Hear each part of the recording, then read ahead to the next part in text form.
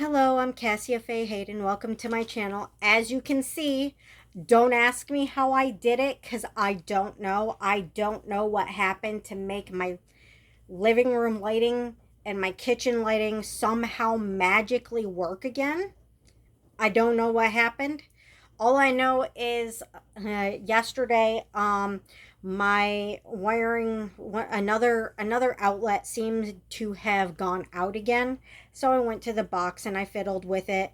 Um, so flipping the switches, and um, I started smelling a smell, so I shut off that switch entirely. But somehow, after flipping all of my switches, my living room lighting is back on. My little book table here, which has a light connected to it. It's like got this little wooden basket underneath the table that's like built into it to hold books or magazines or whatever you want to put in it. I'm a book reader. I don't do magazines, so you know what I put in it. Well, right now it's got my laptop in it, and the story I've been writing for a little bit over a decade. I think Avea was actually, Avea wasn't technically even born when I officially started writing it, because I kind of started writing it with friends in high school, and then I stopped writing it, and then I kind of like redid it in my head, like because it used to be what we called an RPG, where we would like create our own characters and then pass it back and forth, and like it had no RPG or D&D rules whatsoever. The only rule was you can't control what your friend's character does. You can just respond with your characters to what they do. So, there was that. But when I was like right after I graduated, I started rewriting it, and kind of included Avea as like my daughter as like um one of the main characters. Obviously, she's the only one that still has their original name in the whole story, but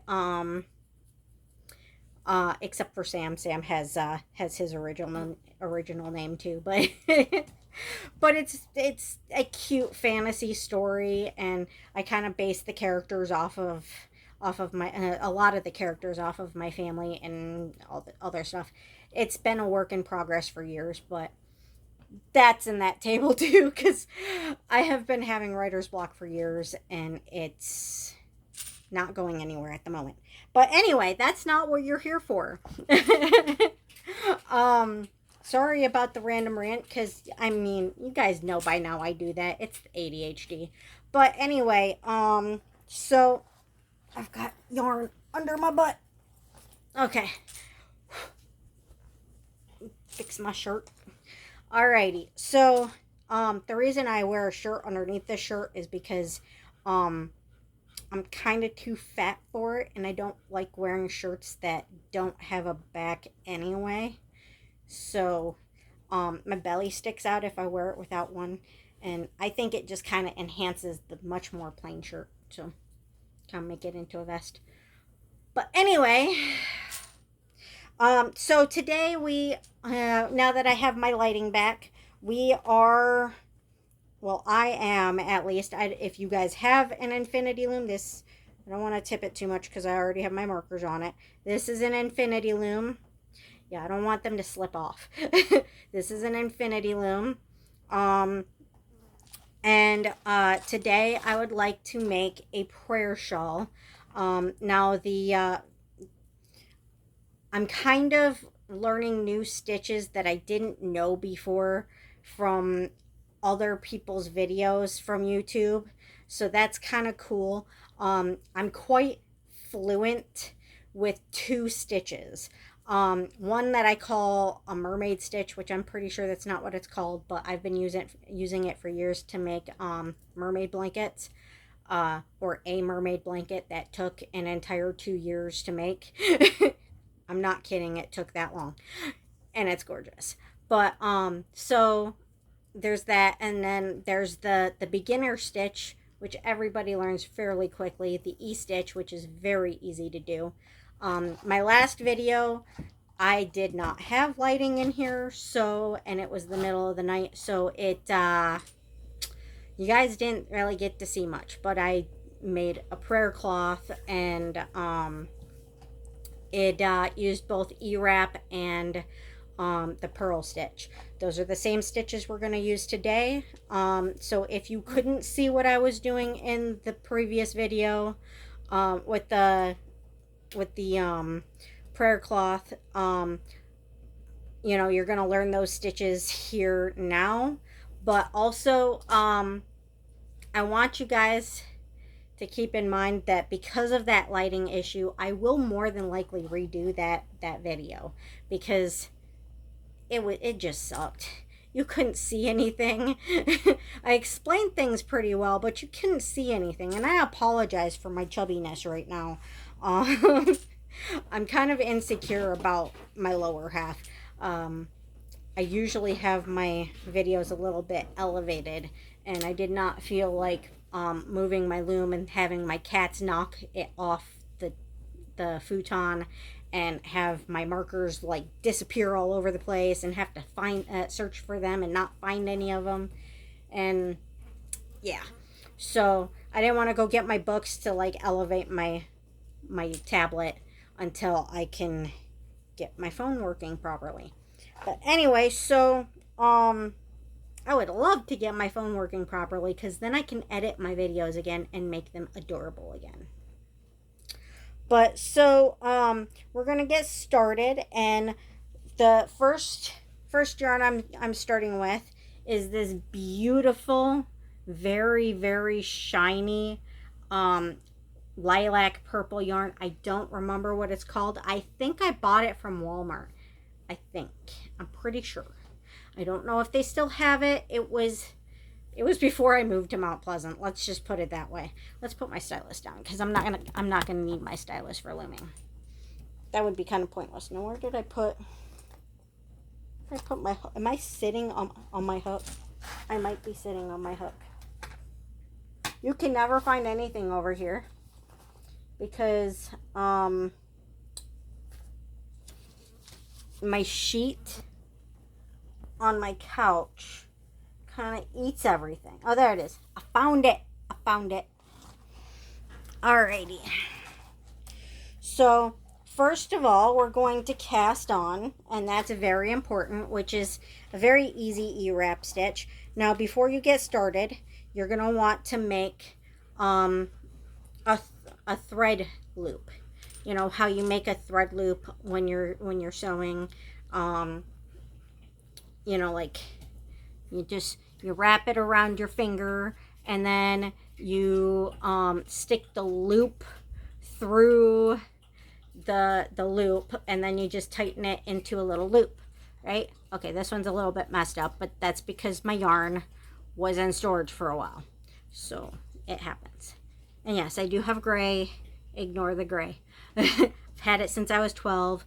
Getting really sick of people asking me why I have gray, or accusing me of being 40 because I have gray. Had it since I was 12. I don't know how I got it, but don't ask me. I don't know. We think maybe it might be a birthmark or something like that, like something genetic, because you know, gray at 12 is weird. So might have been 13. My grandma got dementia when I was 12, and then I had to take care of her by myself for 3 years. So yeah, thus the gray. But anyway, so you want to take make a loop. Now, most people who try to teach you looming, they tell you to do this long ass tail hanging off the end. If you notice, I already clipped mine off. They want you to do this long ass tail. The loop is secure. Once you tighten this, it is secure. It's not going anywhere.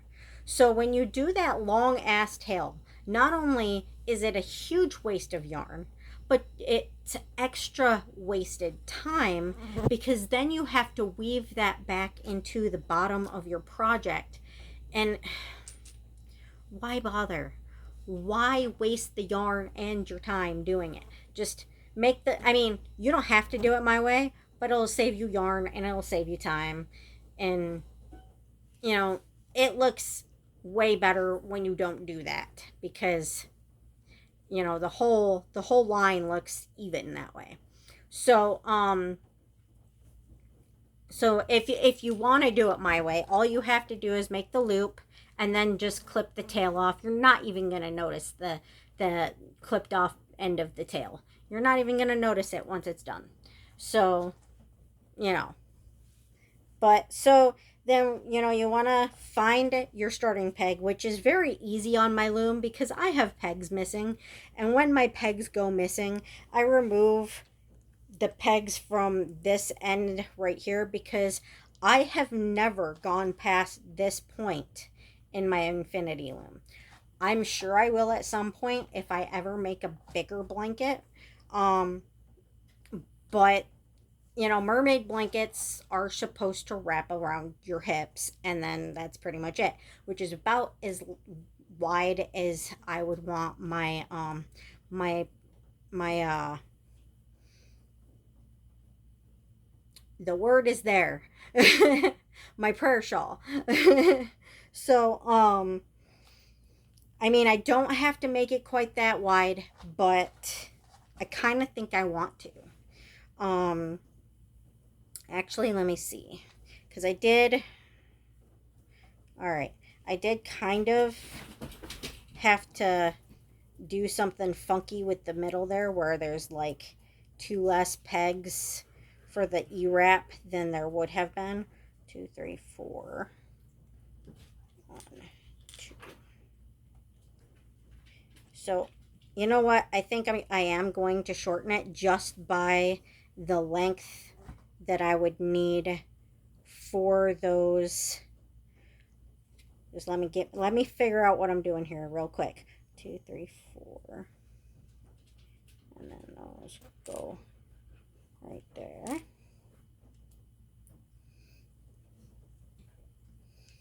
You know, this is actually pretty easy to fix this because it's landing exactly like two pegs before the ones that I already have my markers on. So it's working out kind of perfect.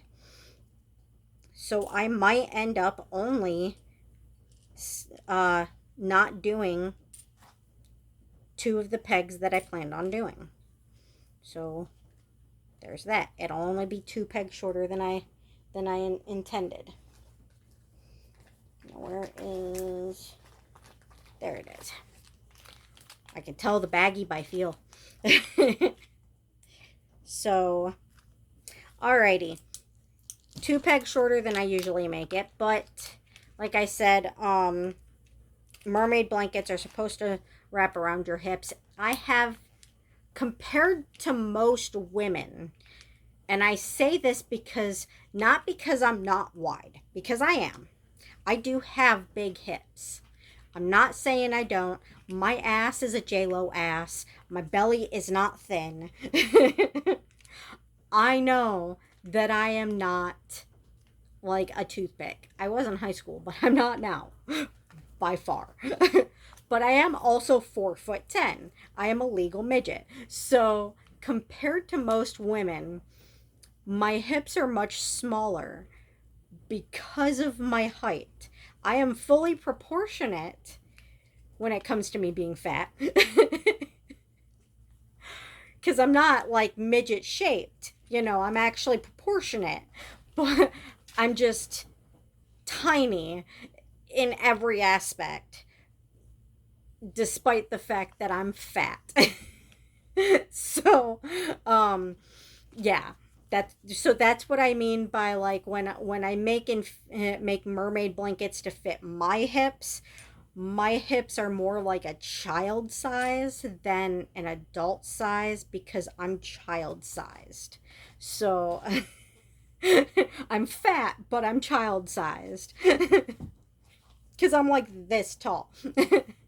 But anyway, so for most people, you know, having the loom do like a mermaid blanket about to to those two pegs, all the way around to those two pegs, that would be too small for a woman. It would be perfect for a child, but it would be too small for a woman. But thankfully, we are not making a mermaid blanket today. We are making a prayer shawl.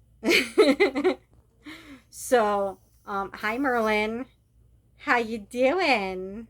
You see him? He's right there. Isn't he handsome? Bless you. He's got the sniffles. But anyway, so we are going to cast on with this beautiful purple yarn, and that is an E-stitch, and that's really easy. Okay, so you just put that on your first peg, and then I want to kind of get it close enough for you guys to see here. I want to tip it so you guys can see. So we're just going to go like this, okay? Just wrap it around. That's an E-stitch. We just wrap around each peg. And this is how you cast on. Everything is cast on with E-stitch, which is why it's the first stitch that you learn. And it's an easy stitch. And that's why it's called an E-stitch, because when you wrap it around, it looks kind of like an E. So, like a cursive E. Kind of cool, right? So you're just wrapping it all the way around, all the way to that last peg that you are going to be working with. And now, before you guys start wrapping your pegs, maybe I should point out that the pattern we're doing today, why I have my markers on it, is we're going to purl when we get past the cast on. We're gonna, and the border. I'm gonna do a border too, but we're going to purl 2, E-wrap 4, purl 2 all the way around. So so that's why there's the markers. So before you start E-wrapping to cast on, you might want to count out your pegs. And I'm doing, that was 70 pegs, but okay, remove 2, that would be 68 pegs I'm using. You don't have to use that many. You can use more, you can use less, whatever floats your boat. You can use the biggest round loom you have in your house. You can use a medium-sized round loom. Whatever makes you happy. Whatever makes you happy and gets you the size that you want. You can make it into a scarf. You can make it into a blanket. You could use this whole loom if you want. This whole loom all the way to whatever end that you still have pegs on. But you can use this whole loom if you want and make a big, huge blanket if that's what you want to do. You know, I'm just showing you how to basically do these 2 stitches on this loom, this infinity loom, which is made you made to make blankets and afghans and you know, anything big you want to make, basically. It is this is the loom that you would use to make blankets. And it is a little bit tedious because it's really big. It might not be so tedious for you guys because I bet you guys are normal size. While I am like child size trying to play with this gigantic freaking loom. It's bigger than me. Look, it's bigger than me. Check it out. It's bigger than I am. But that's okay because I've used it for quite a few years now. And I'm kind of used to it, maneuvering with it. And people are like, how do you use that thing? It's bigger than you are. I'm like, I figure it out. But you know, it is what it is, you know. So I'm sorry if you guys just heard Messenger coming through there. That was my friend Lindsay. I don't know what she said. I can go check real quick. She sent me a clip earlier from TikTok, and I don't have TikTok, so it won't let me watch it. I don't really care for TikTok, so I'm not downloading it just to watch a video. Um, I'm pretty sure it was Lindsay. I could have sworn. Yep, it was Lindsay. Okay. It's the phrase, there are never two stable best friends. On one of them is always crazy. One girl is like you. Mean one of us is supposed to be stable, and the other is like, oh crap. Okay, I see what she's saying there. Um, she basically what she's saying is she's the one who will kick people's asses if they screw with me. And I'm the one who's like, screw this shit, I'm out. I run away from the drama and all the bad situations. I just run, and she's like, you did not just screw with my best friend. I will get you. Okay. So, on the last peg, I want to show this to you guys. I know I showed it to you guys in the first video, but I'm sure you guys had a hard time seeing it because I had no lighting. So on this last peg, okay, I am going to, this is going to be hard doing it upside down, but I am going to flip this yarn, all right, into a loop, all right? See the loop? I'm going to put that on the last peg. Most people don't do it this way. I don't remember how most people do it, but this way works for me. This way, you don't have to fight with it, and I think they might like do like two. I don't know. I don't remember how they do it, but this way, like, you just push the loop down, and then you can turn the thread. See, you can turn the yarn to make your E-wrap going the other way. So if you're not doing a pattern that goes around and around and around like hat, which is what you kind of want to, which is not what you want to do when you're doing like a blanket or a prayer shawl or a scarf, because you want it open on the end, right? Right. You want it open on the end. So you don't want it to go around and around. You want it to go back and forth. So in order to go back and forth, you need to be able to do the last E-wrap and then be able to go back the other way. Now, the other people, I think that if I remember correctly, I think that they E-wrap it, and then I think they like make a knot or something. I don't know. I don't remember.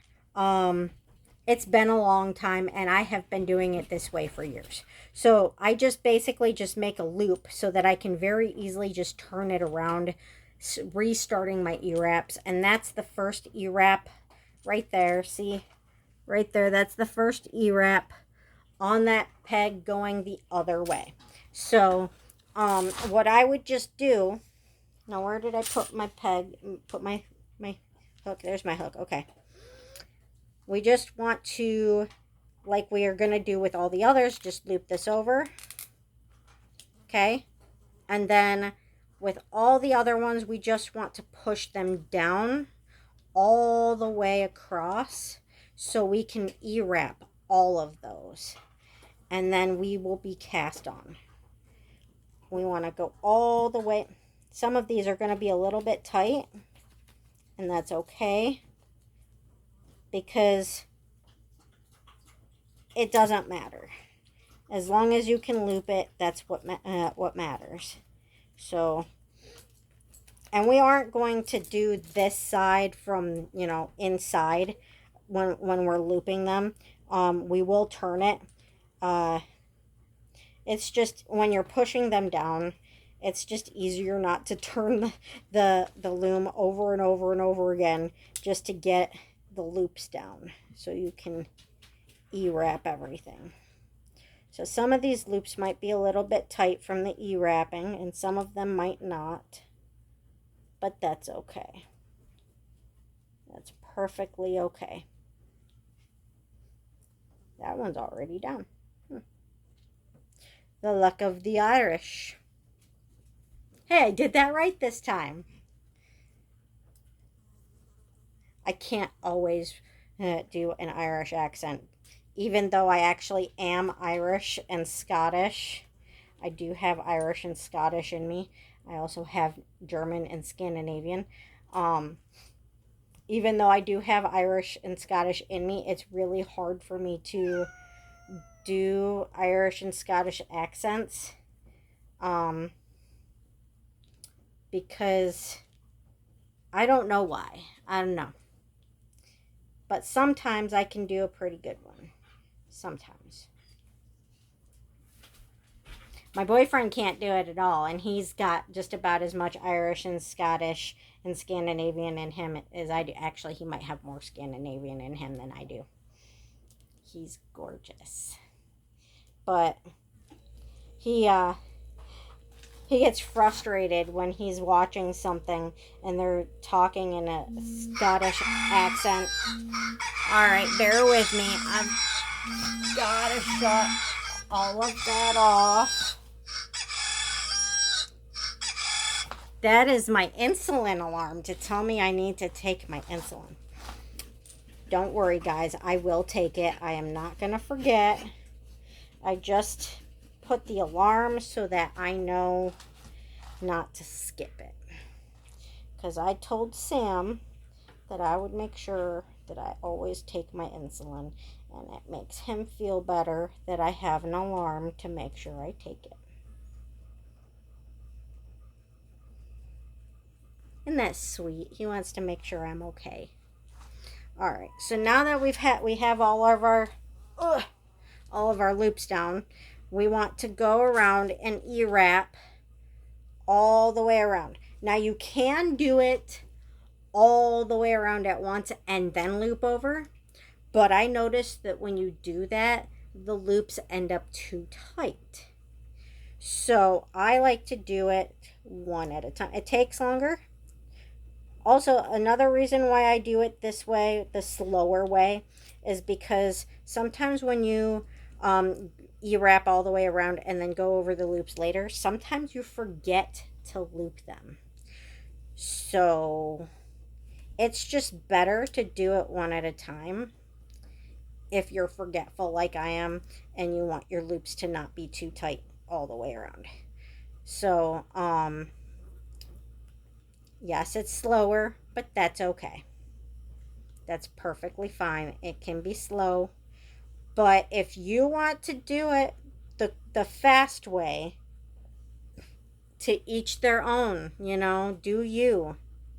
Whatever makes you happy. I'm not the loom knitting Nazi. I'm not the loom knitting police. I don't like Nazis because my grandma is from Germany. Straight from Germany. And she's been through it. She's not Jewish, she's Scandinavian. But does that really matter when the Nazis are screwing with you anyway? What does it matter? They're monsters. And, it's just not okay to screw with people. It's not okay. Leave people alone. Let them live their lives in peace. Who cares what race you are or any of that shit as long as you are a good person? I don't care. Actually, I honestly thought we were Jewish for the longest time, because she did.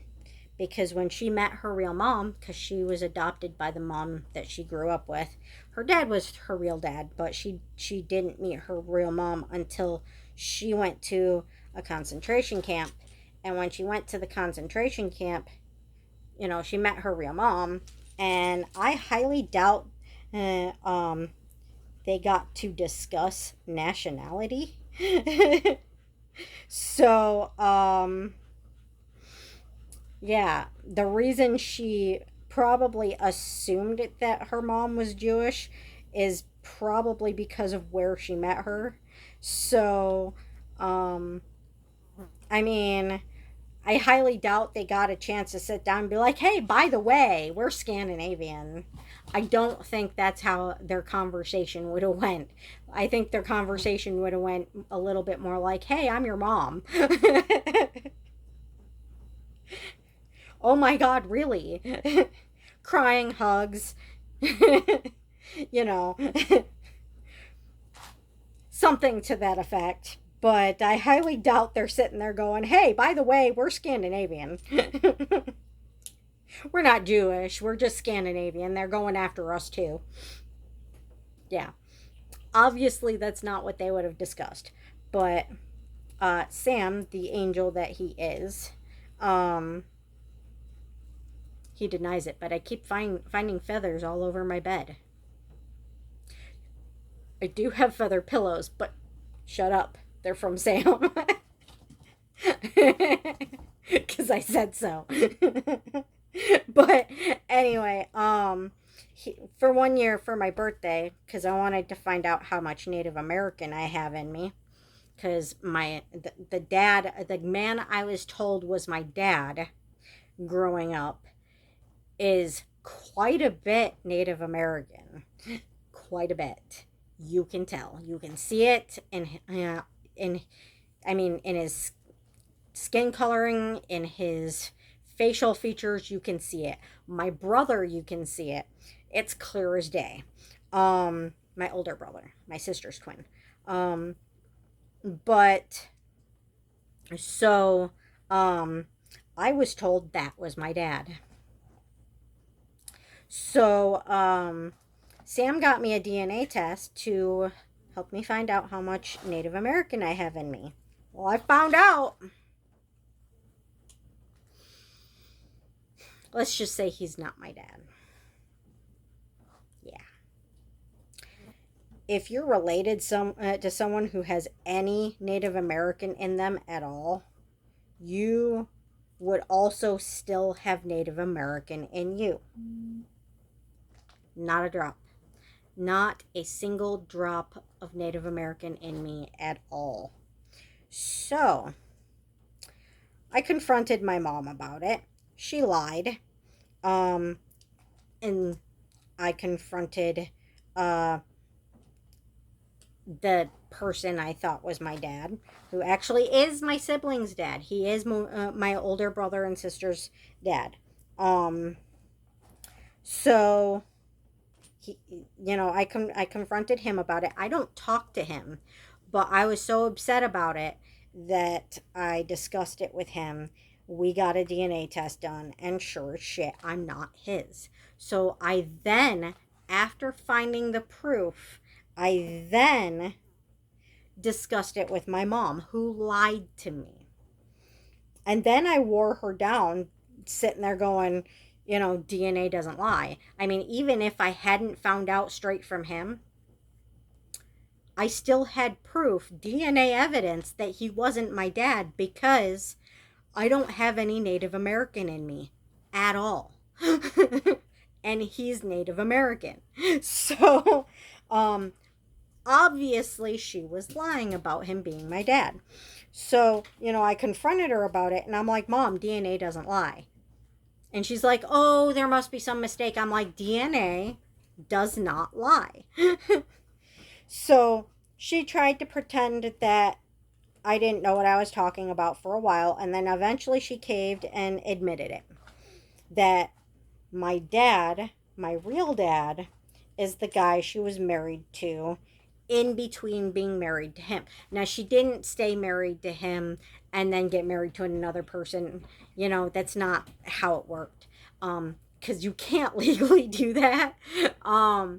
She got married to my sibling's dad and then divorced him and then got with her high school sweetheart and married him and then divorced him. Well, we were told growing up that she had gotten pregnant with him and then decided to have an abortion. Clearly she lied about the abortion because she has two kids that are almost 40 that were that abortion. Yeah. So interesting, right? Now she won't admit to this. She admitted it briefly to me, but she's back to lying about it again because she doesn't want my brother to know. I think she thinks that I'm going to tell him. I should, because he has a right to know. But at the same time, I really don't want to. And it's not my place. It's her job to tell him. And I don't want him getting mad at me because of something she lied to him about. She lied to all of us about.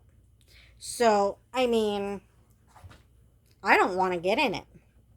So I haven't told him. I've known for over a year now, almost 2 years now. And he still doesn't know. My twin still doesn't know that our sibling's dad is not our dad. He'd be happy about it too. He might not be happy that she lied to him, but he'd be happy about it. And there's reasons for that. The same reason I don't talk to the guy. But, you know, it would have been nice to know this stuff before.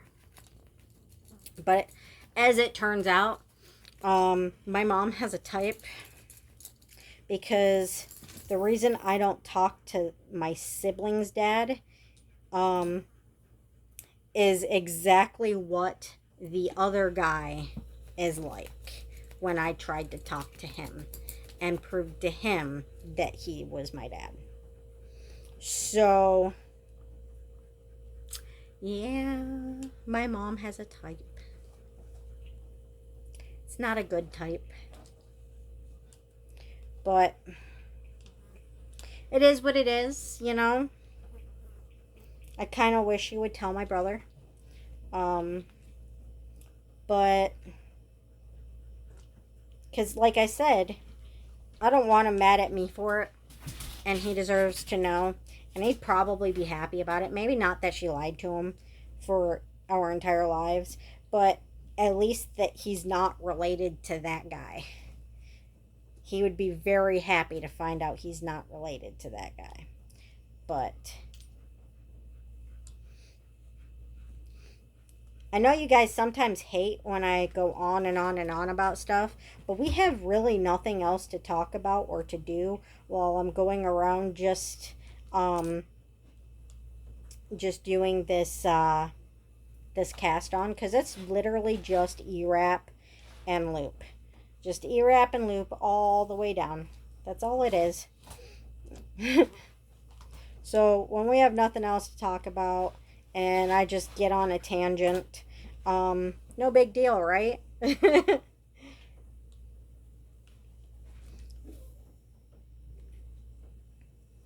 but but yeah, that's how I found out that we are not Jewish. Um, Also, how I found out that our dad is not our dad, but that's how I found out we're not Jewish because Sam got me the DNA test, and it turns out that we are not Jewish. We are Scandinavian. Um, and it actually had my great grandma that my grandma had just barely met listed as her mom. So that's really cool because I didn't even know her name. Um, I knew her adoptive mom's name, which was Mariana, and I knew her dad's name, which was Johannes. Um, but I never knew her. Oops. Ooh, that's not good. So these just kind of came unwrapped. So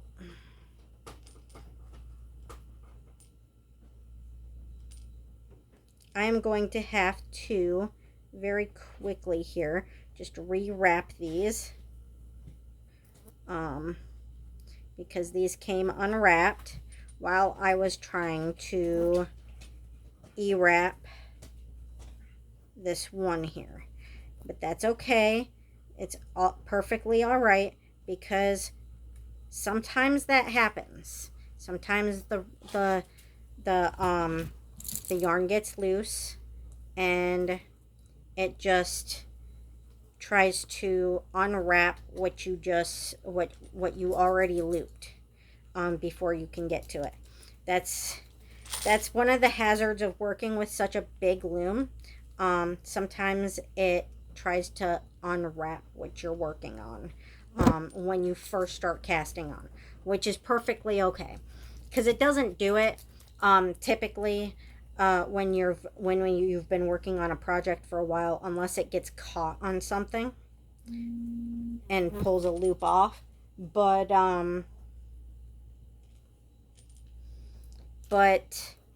when you first start casting on a really big loom like this, sometimes it might do that. But that's perfectly okay. I'm sure, as you can see, I am not wearing my yarn rings right now. But that is actually because and it just did it again. Alrighty, that's alright. This time it was only one. But that's because I am just casting on here. I have way too much going on to wrap my finger in yarn with a piece of metal keeping it on. So I need to be able to drop the yarn in like a minute to recast what loops might just pull off, because working with a big loom like this, again, sometimes when you're casting on, it will sometimes try to drop those lower loops. And you'll have to just e-wrap them back on with your fingers, which is, like I said, no big deal, because it typically does not do that on small looms, and it does not do that when you've gotten further in your project, like past the cast on process. And it only does this on big looms. So don't worry about it. If that happens, just wrap it back on with your fingers, just following the e-wrap pattern on the loops that it pulled from in front of the ones that it pulled off of. And you will be just fine. So we are just casting on, and we are almost done casting on. We are so close. We only have 3 and now 2 pegs left to cast on. All right. So we've got those last 2. All right. We're doing the last one. Casting on. Come here. Come here. Okay, there we go. So we've cast on the last loop. Now that we've cast on, we are going to, because I want to make a border on this whole blanket, we are going to purl this whole row twice. We're going to do 2 rows of purls now that we've cast it on. Now a purl, I want to show you, see how we have all of these loops still up at the top? We want to wrap our yarn in, not behind to wrap around like an e-wrap, but in front of that loop. All right. And then it's really hard to show you guys, but we are going to, come here, little guy. We are going to, come on. We are going to scoop up that loop. See how I have it scooped up and the yarn right underneath there, that little tail. And then we are going to, now watch, we are going to scoop up. It's really hard to see what I'm doing when it's facing you guys, but we are going to scoop up that tail and pull it. Did I get it? Okay, I got it. We pull that tail up through that loop. All right, see, now that's the tail. The tail has made a loop. And now we're going to take that loop that was that we pulled it up through. We're going to push that off. We're going to put that new loop on, and we're going to tighten it. Okay? And that's a pearl. And then we're going to go to the next loop, and we're going to do the same thing. We're going to scoop up the loop that's on the peg. We're going to grab that tail of yarn underneath it, and we're going to pull that up through the loop and make another loop. We're going to push the original loop off, and we're going to put the new loop on and tighten it. Now we're going to do that, if you guys can remember, that's a pearl. And we're going to do that all the way across, and then all the way across again. Okay? So, and then we'll start our pattern. So, and I don't know how to speed this up, so you guys are just going to have to bear with me. Or maybe once I really start going on the pattern, maybe I'll shut it off for a while, get a lot of it done, and then, you know, come back. But I want to do the rows first. The rows. The border first. God, I'm getting thirsty. Maybe it's because I talk too much. Maybe just a little bit. I'm sorry about the sweat. It's very warm in here. And I actually shut off my ACs for the night. Actually, I don't remember shutting off my ACs for the night. Why are they not running? That's weird.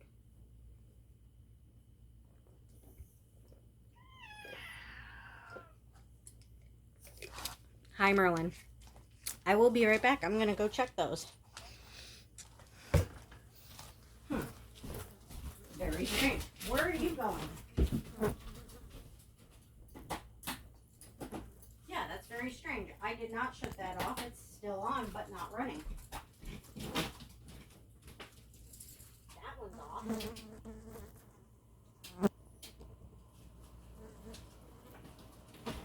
Oh, the heck.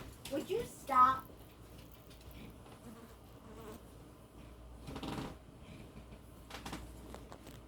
Stop. Go lay down.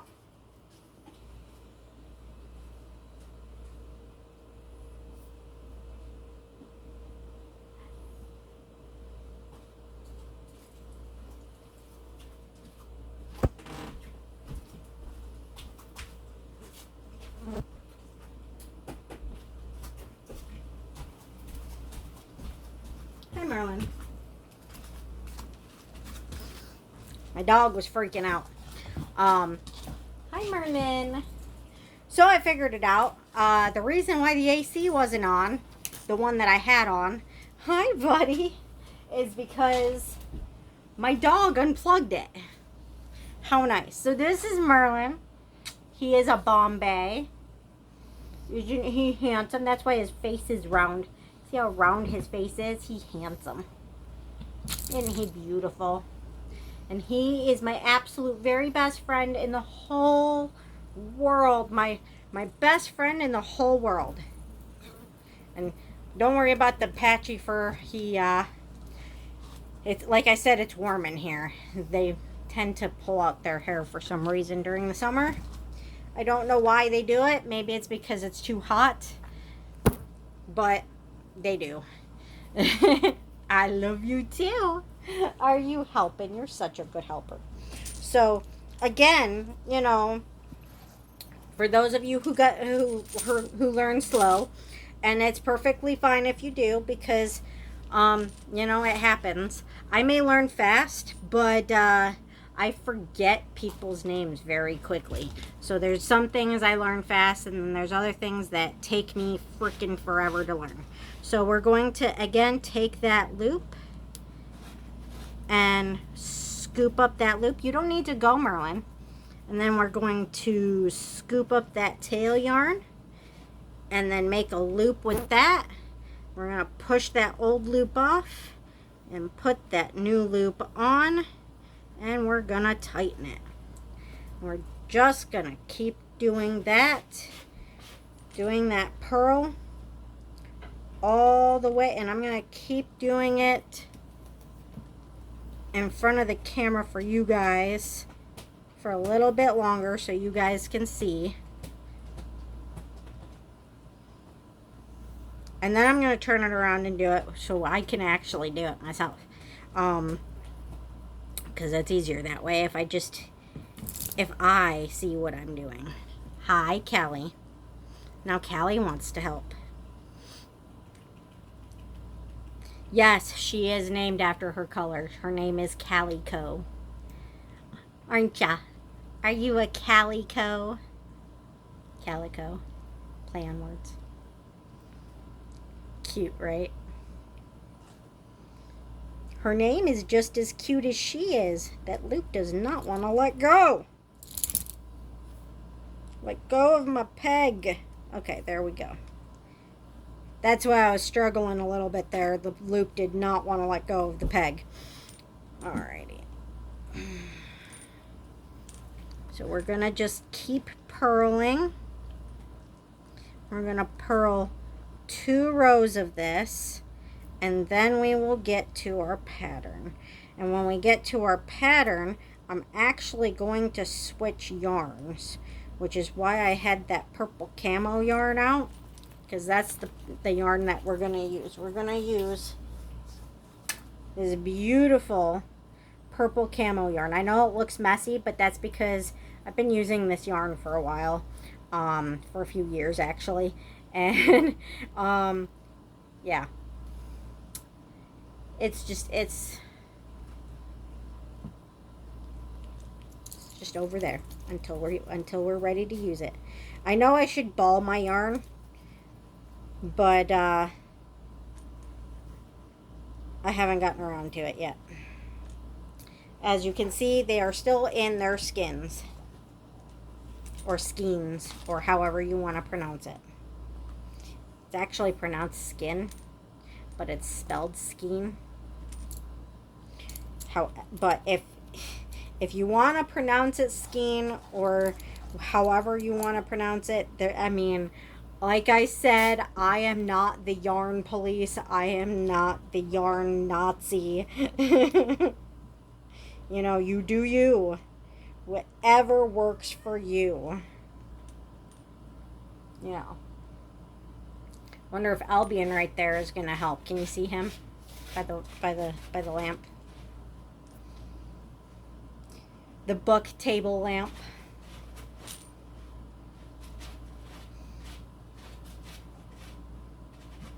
You can see why I named him Albion, because he's very ginger. Ha! Ginger Al. Because that's his nickname is Al. Ginger Al. Hi, buddy.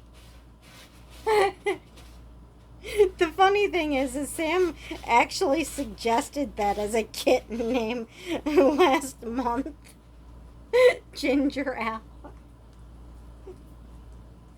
Oh, man, that's funny. Sam's funny. He's a funny guy. That's one of the things I love about him. He's got a good sense of humor.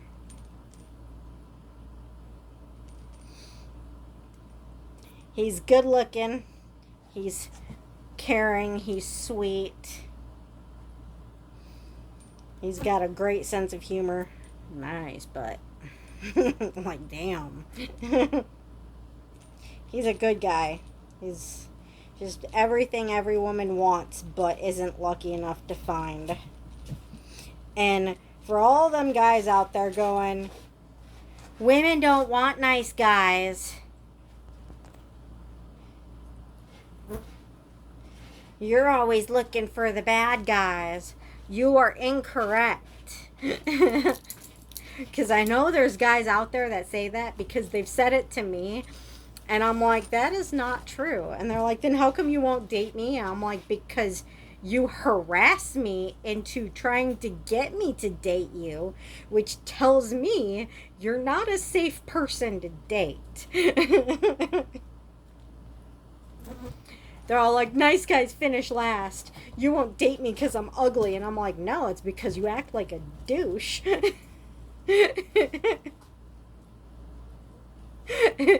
in the attempts of getting me to date you. That was my reason for all of my ex-male friends in high school who would not take no for an answer about me dating them. They would wear me down to the point where I would agree to date them for a day just to get them off my back, just to get them to stop and take the hint that I didn't see them that way, that I wasn't attracted to them, and their attitude towards dating me was a major turnoff. Like, that's not how you approach it. Like, you don't harass a woman into dating you. You want to date somebody, you be kind to them. You know, you don't harass them into it. That's not a turn on. Women don't like that. That's why nice guys finish last, because they're not really nice guys. Because nice guys don't actually finish last. Nice guys get the girl. It's the guys who claim to be nice guys who aren't nice guys who don't get the girl. So, but when it comes to my exes, now, any girl who has dated a douchebag knows what it's like, how when you first start dating them, they pretend to be the most charming, amazing guy on the planet. And then, they reel you in. They act like they are just Prince Charming and will make you their whole world. Am I right, girls? I'm right. I know, because I've been through it a lot. So, yeah. So they pretend to be good guys until they think that you are so in love with them that there's nothing they can do to drive you away. Which, as we know, is not true. Because it's that change to their real personality that drives us away. Am I right? Now, some girls are all like, oh, he was never like this before. He'll change. He'll turn back. He'll become the guy that I fell in love with again. He's just going through something. Girl, he's not just going through something. He's not going to turn back into the guy you fell in love with. The guy you fell in love with was a lie. The guy you see now is the real guy. He was faking the whole time to convince you that he was your Prince Charming. And then he turned around and showed you what he's really like, because he thinks he's got you fooled. But girl, he is not going to turn back into your Prince Charming. Once he starts acting controlling and abusive and sexist, the minute he starts acting like that, girl, run. Run. Far and fast, and find yourself a good man. Again, I know it's hard to find a good man because all the assholes pretend to be one. It took me years to find one. But, okay. This is how I figured out Sam was a good one. One, on his profile, because I actually met him online. Normally, I prefer not to meet people online. It's actually not safe for me to meet people anywhere because of my height. But, you know, it's not safe to meet people online. So, I had actually given up on meeting people online when I accidentally found him. I was actually helping my neighbor learn how to use the site that I was giving up on so he could find a girl. I think he was trying to get with me, but he was really not my type, so I was like, okay, if this helps you take a hint that I don't see you that way, and helps you find somebody that can make you happy, great. Was a nice guy, I just didn't see him that way. too skinny, too tall, um, and really obsessed with bikes to the point where it, like, I couldn't really stand to be around him. Really. And then every time he asked to take me out to dinner, he made me pay. Every time. Now it's okay if you go Dutch once in a while. Um, but when you ask a girl out to eat, you're the one that pays. When you ask someone out to eat, when you ask someone, it doesn't matter if it's a man or or a woman. If you ask someone else out to eat, you are the one that is going to pay. That's how it works. You don't go, hey, you want to go out to eat? And then, oh, did you bring any money with you? Excuse me, you're the one that wanted to go.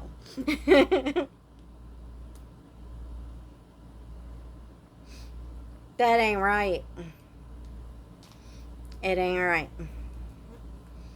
But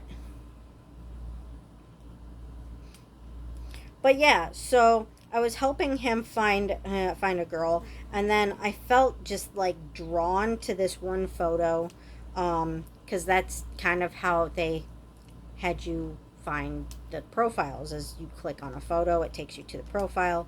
Well, his I felt drawn to the photo. I don't know why I felt drawn to the photo. I wasn't on there to look for anybody, at all. But I felt drawn to the photo, so I clicked on it.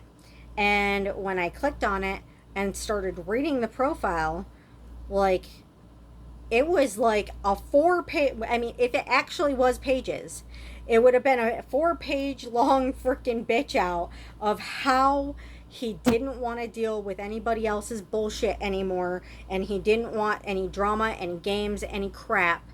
He just wanted a real relationship with a real woman who wasn't gonna play, pretend to be something she's not, wasn't going to mess with his head or mentally or physically abuse him or any of the crap that he had been through before. And that is literally exactly the same thing that was on my profile. Because I was done with the shit too. So, that doesn't alone guarantee that the guy is actually for real, but it told me a lot that he really was. Because, there are guys that will put shit like that on their profiles just to get a girl like me who is done with the shit to try to, scam her into another bad relationship. Because they're like, PTSD, I got this. They're wrong. PTSD means you don't got this. You are not going to fool us. We can read you before you think we can. Before you even get like a whole sentence out, we already know what you're saying and what you're doing because we've been through it. That's why we're done with it. So these freaking flies coming in from outside. I am sorry, guys. I keep having to bring him outside, and the flies are getting in, from letting him out. But I mean, I can't not let him out because he's got to go when he's got to go, right? So anyway, there's that part, but that's not the only reason I knew he was for real. So when after we did talk, for one thing, not once did he ask me for anything inappropriate. Not once. He just wanted to get to know me. And I hadn't had that from a guy in years. And then, because most guys, the first thing they ask for is something inappropriate. Or, after a day or two, they start asking for something inappropriate. And you're like, dude, I haven't even met you in person yet. Respect me? So, yeah. A guy doesn't ask for inappropriate shit. He might actually be a good guy. So,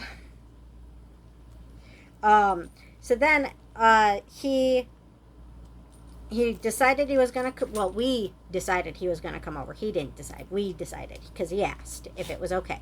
So we decided that he was gonna come over because he had a thing. I think he had a thing with his kids, and then it was somehow over before he expected. Now, keep in mind, this was 8 years ago, so my memory is not 100% on every single detail. Um, but there was something going on where he ended up not having to have his kids, where he had some free time away from his kids, and so he asked if it was okay if he would could come over to meet me, and I was like, sure, of course. I would like to meet you too. I I was having a nerd moment that day, but he actually thought it was cute. So I was actually feeling the need to dress up like the Wizard of Oz that day. Um, I was like, I want to warn you, I'm kind of dressed like the Wizard of Oz. You should give me a little bit of time to change so you don't come in and be like, why are you dressed like Dorothy? Your shoes are red and sparkly, and you're wearing a blue dress and pigtails. What's going on? He's like, don't worry, I've got two little girls. It doesn't bother me. And I'm this grown adult, like having my first date, and I'm ADHD and really nerdy, so I'm like, oh my god, oh my god, oh my god, he's gonna think I'm retarded or something. And he just thought it was cute, and it kind of became our thing for a few years, where my house was like the Wizard of Oz. It was funny. Now I'm kind of turning it into Alice in Wonderland because of all the crazy crap I deal with. I'm actually planning on turning my kitchen into like a Wizard of Oz. I mean, not a Wizard of Oz, Alice in Wonderland kitchen. Where I start drinking alcohol out of teacups and I'm like, we're all mad here. Right? Right? So, why not? But I can't do that right now because I'm not allowed to drink right now, but that's okay. Um, but anyway, so so he comes over, and every guy I've ever had a date with ever in my life has tried to eat my face the minute I open the door. Every single one. I open the door and he is 100% polite, doesn't try to like stick his tongue down my throat or anything, just 100% polite. And because I've never had a guy not try to do that, I started feeling insecure automatically. I'm like, does he not like me or something? Am I ugly? Is it the outfit? It's the outfit, isn't it? So so and then he goes and sits down on the couch, and like on the other side of the couch, so that was another indication that he wasn't trying to mount me. So I took that because I've never had that happen either, where someone like doesn't try to sit pretty much on top of my lap, like sitting on my leg. Like literally halfway on my leg. To get as close as to me as they can, trapping me against the arm of the couch so they can like push on top of me and like attack me on my own couch or on their couch or wherever we happen to be having the date. I have never had anyone not try to do that on a date except for him. So he's sitting on the other side of the couch from me, and I'm like, is he creeped out by me? Is he turned off by me? Or is he just insanely respectful? So he sat there, and keep in mind, we know I have ADHD and I can never shut up. We know. We know. And he, on the other hand, is a little bit shy and doesn't talk a whole lot. He does to me a lot more now because he's used to me. But he is not a talker. He is not a big talker, um, compared to me. Well, hello there, sweet Mordred. Yes, we want your help too. We want your help too, sweet boy. Yes, that's Mordred. He is also Bombay, but his face, um, and his shape look a lot more like a normal black cat because he has a lot of Siamese in him. So the reason why his face and body look much more thin than a Bombay should is because of the Siamese. His eye's dirty. That's why I was just wiping at it. And he's like, no, don't stick your finger in my eye. I don't blame him. So so he sits there and he's listening to me talk for 4 hours. Like, damn, does he have patience? 4 hours listening to me talk. The poor man. And then after a while, he's like, well, I should probably get home because I don't want to leave my kids alone too long.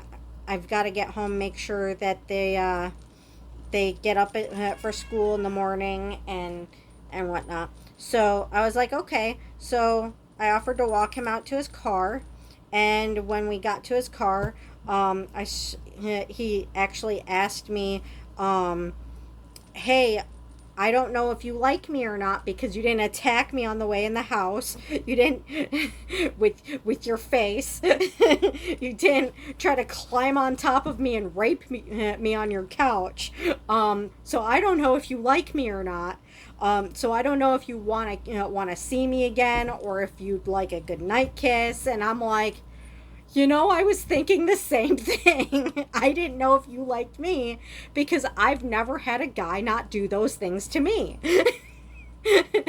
So we're clearly both obviously used to the same exact treatment from the opposite sex of where we're basically attacked.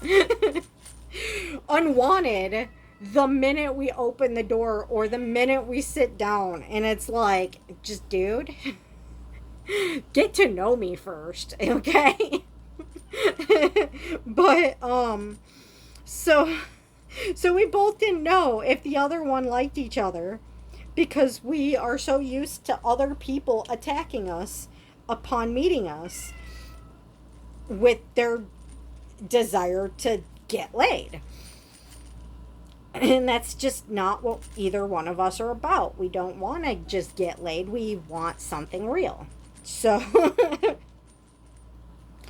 so I'm like, oh no, I definitely like you. I definitely want to see you again. If you actually really want to see me again, and if you want to give this goodnight kiss a try, I am all for it. So we start making out at his car door, and he's like, if we keep doing this, we're gonna have to go inside. And I'm like, I don't have a problem with that. I have a 3-month rule. Okay, I have a 3-month rule. I don't do anything with it because of the guys I've been with, and because of the dates I've been on. I have a 3-month rule. I don't do anything with a guy unless he can handle being with me for 3 months first to prove that he's actually with me for me and not for my body. So I broke my 3-month rule. Can you blame me though? 1, he's gorgeous. 2, he was the only guy I've ever dated who was actually polite enough to not basically try to rape me on the first date. So, yeah. So I'm like, I don't mind. And he's like, if we go back inside, it's not going to stop at kissing. I'm like, I kind of gathered that. He's like, are you sure? And I'm like, you sat on my couch for 4 hours listening to me talk. I'm pretty sure that you're not here just for sex. So, um, long story short, we got together the next week and we went to the fair with him and his kids. And we had fun. And 8 years later, we're still together. And he is my whole world. Um, I was not going to give you details beyond that point because we don't need details beyond that point. The rest of that story is our business. And only our business. But, you know, a real man, a real man will wait for you. A real man will get to know you. If he really wants you, he will wait for you and get to know you. And girl, make him hold out. Make him hold out to show you that it's real. Because a guy will lie and say it's real. He will. A guy will lie and say it's real. But the wrong guy, the minute you give it to him, they will start playing games on your ass, or they will start getting abusive and controlling and sexist. And none of that's okay. Ghosting a girl, getting controlling, getting abusive, getting sexist, none of that is okay. So, girls, you find you a good man that will wait for you. All right? That was the moral of that whole story. You find you a man that will wait for you, that will get to know you, who will respect you and treat you like the princess you deserve to be treated. Show you how much he cares about you every time he sees you, like Sam does. Where he'll freak out about making sure I take my insulin to ensure that I'm actually taking it and actually taking care of myself. It's annoying, but I love that he does it, because even though it's annoying, it shows me that he loves me. Because, you know, would he do it if he didn't care? No. And him freaking out last week when my service got shut off and I couldn't get a hold of him all day because he was worried that something happened to me. You know, a guy that doesn't care about you wouldn't do that. He freaked out because he wanted to know I was okay. And thankfully my service is back on. Thanks to my pastor, who is amazing and helped my butt out. So my service is back on thanks to her, and that is wonderful. She is a great woman. You know, can't really say a whole lot about that, like, because I don't like getting help. I don't like asking for help. But I knew that if I didn't get help to get this paid, I was going to pay for it, get it turned back on, and then it was going to get shut right back off this following month for not having it paid again this month, because I spent the money for this month on last month's bill. So I knew I had to catch up on it or it'd be right back off again. So I knew I needed the help. I don't like asking. I'm not one of those people that will ask for help if I don't know that it's going to end up being a situation if I don't get the help. I hate help. I hate it.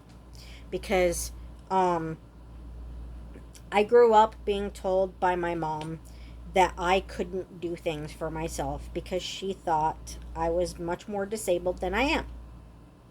I think she's starting to understand now that I'm not the kind of disabled she thought I was. That it's just ADHD and not what she thought it was. But she's starting to understand. But because of being told pretty much my whole life that I can't take care of myself, I don't like when I can't take care of myself. So I've got kind of an issue about getting help if I don't absolutely need it. It makes me incredibly insecure. So I won't ask unless I need it. I won't even ask. I mean, I'll go to pantries to make sure I don't run out of food.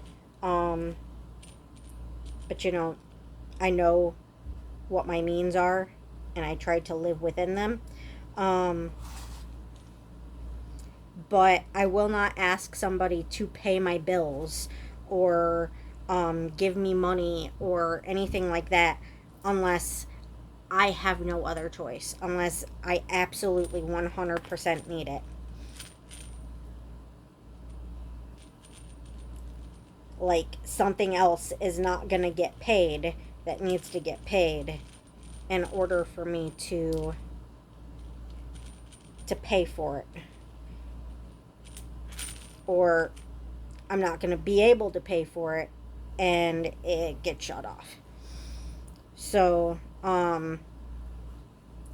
that's why I asked her for the help to get my phone turned back on, because I knew it was going to turn into a situation like that, and I do not like asking for help. I never ask for help unless I don't have any other choice. So that is the situation. And I feel that that's how it should be. People should never ask for help from a church unless they know they can't take care of it otherwise.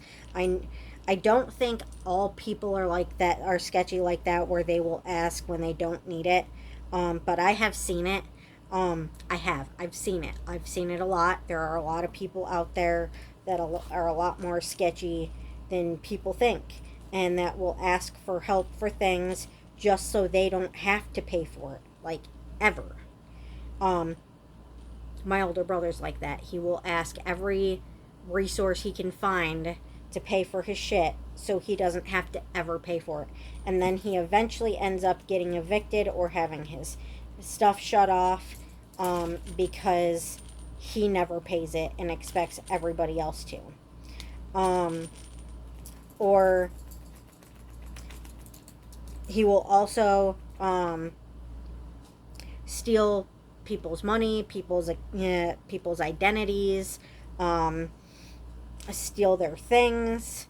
I have bad credit because of my brother. So I have bills under my name that I've never even heard of. I have bills. I have vehicles under my name that I've never owned a vehicle. Okay, I have owned one, but it doesn't count because it wasn't really technically in my name. I bought it, but it was never in my name. Um, but I've never really owned a vehicle, and because I can't drive. I have Arlen syndrome. I don't know if you know what that is, and I don't know if I'm pronouncing it correctly, but because of it, and because of my ADHD mixed with it, and my other visual issues, I can't safely drive. So, um, I have never had a car. I will never have a car. And yet I have cars under my name because my brother used my identity to buy cars under my name. I can't get internet because he has a charter bill under my name. I currently can't get Prime Video because somebody else, I don't know who it is, but somebody else has it under my name. And they won't shut it off because they think it's me.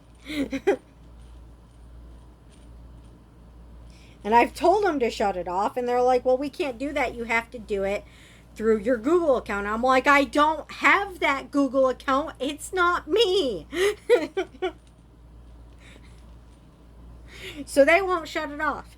So and it's coming out of my account. It's coming out of my bank account. It's not going into my Google account or my Amazon account. Um, it's going to somebody else's Google and Amazon account because it's not me. And no one will stop it. The bank won't stop it. Amazon won't stop it. Google won't stop it because it's not me. And the fact that it's not me should be the reason why they should stop it. Right? But so, yeah. And then there's a Sprint bill under my name. I have never had Sprint in my life. Conveniently, when I got the Sprint bill in the mail and started getting calls from Sprint, my brother just happened to have a Sprint phone that he was trying to hide from me so I wouldn't know it was a Sprint phone. Interesting. And then he's like, it wasn't me. I don't even have a Sprint phone, even though your phone says Sprint on it. Yeah.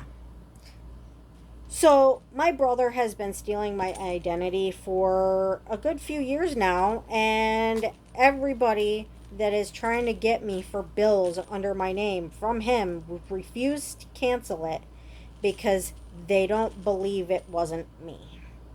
I can't get credit cards. I can't get my own internet. I can't get my own Prime membership. I can't get a vehicle. I can't get a home.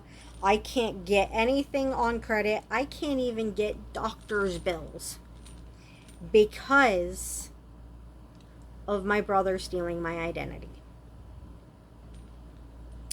So that kind of sucks.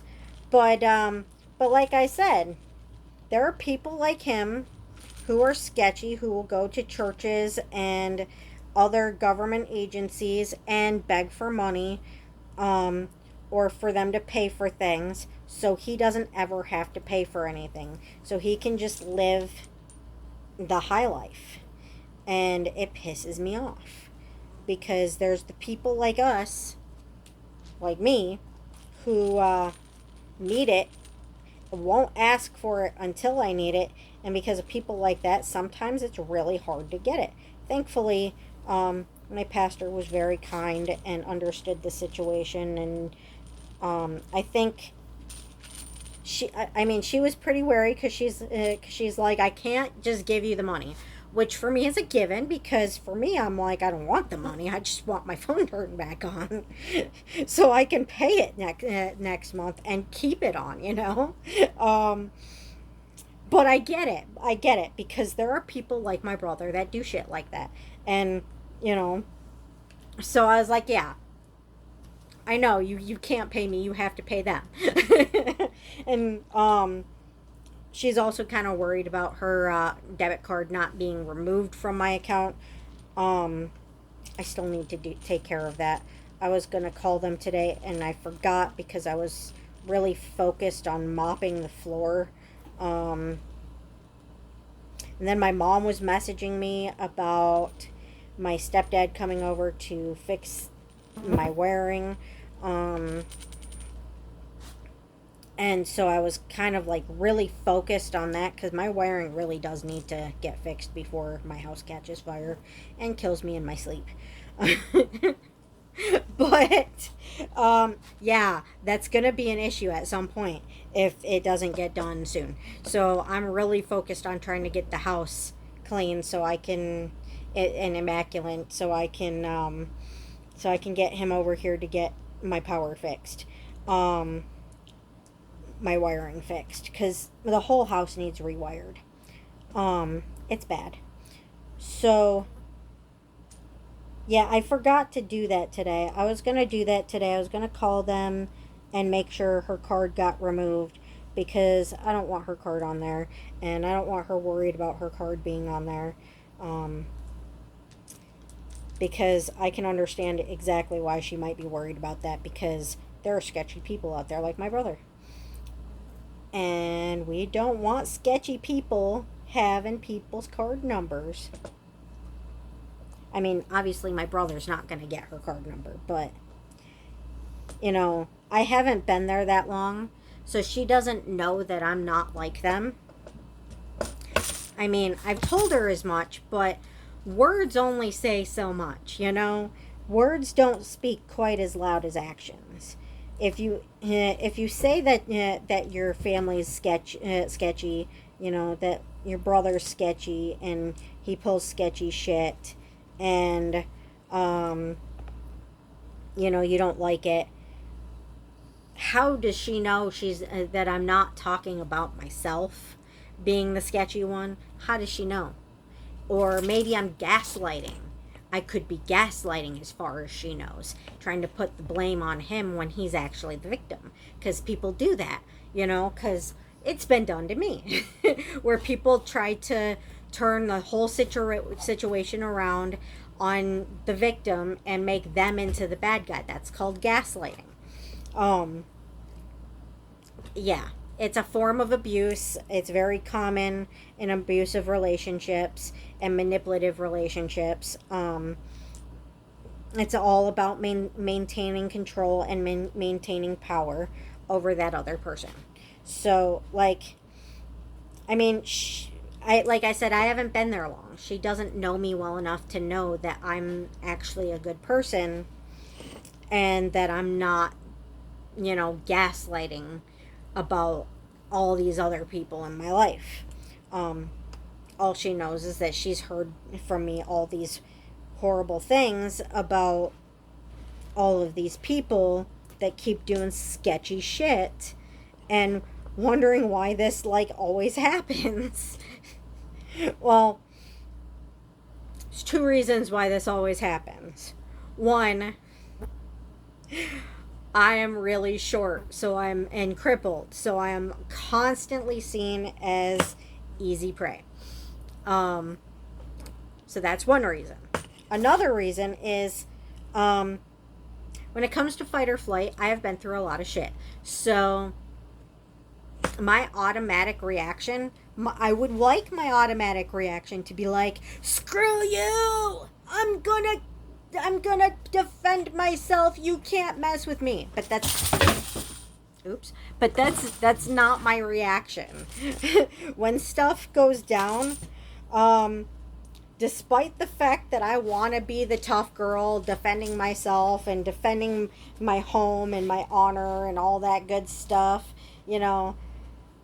my fight or flight reaction is quite the opposite. My fight or flight reaction is to run, to get away, to placate until I can get away, just kiss ass until I can leave.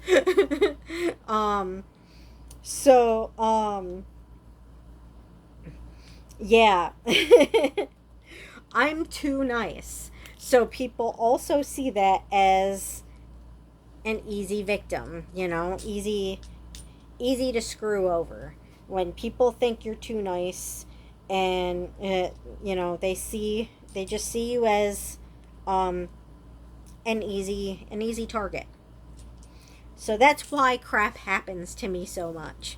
I'm small and crippled, and which makes me look like an easy target. And my fight or flight reaction is to just be nice and then get away.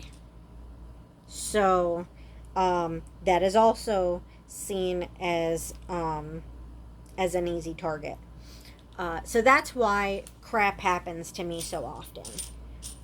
It's not that I let people into my home, because I kind of avoid letting anyone in my home. I kind of avoid even leaving the home.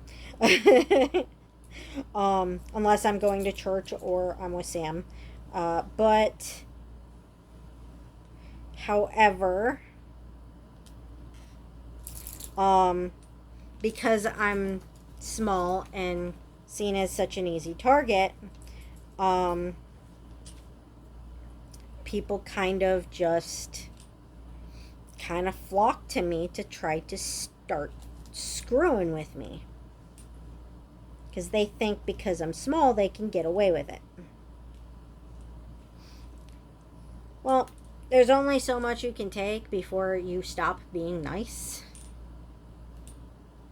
So, you know, you be nice and you be nice and you be nice and you be nice and you be nice and you be nice. And then after a while, you're like, okay, I was nice to you for 10 months. And then I got a dog. And then you stopped caring about the dog. So now I'm to the point of putting up signs and threatening the cops if you don't listen to those. Yeah. After a while, nice just stops happening because you just stop being able to deal with it anymore. But that's why people think they can screw with me, because I'm tiny and I deal with things by being polite, because I'm too small to stand up for myself and not get hurt. I really am. And the cops don't really care. They really don't. They couldn't care less. If they cared, I wouldn't be in trouble for someone breaking in and trying to rape me.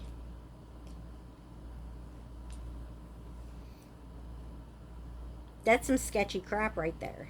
Me being in trouble because someone broke into my house and tried to rape me, and my automatic reaction was to run away from them.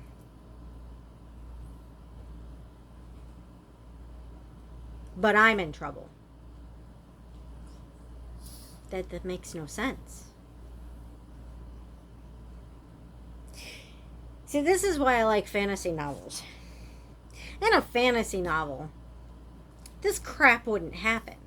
In a fantasy novel, if someone broke into a woman's home and tried to attack her, some hero with a sword would come in and kick the dude's butt. And she'd be fine, and the bad guy would be in a lot of hurt, and and the hero would be getting a lot of kisses. Or some sort of reward.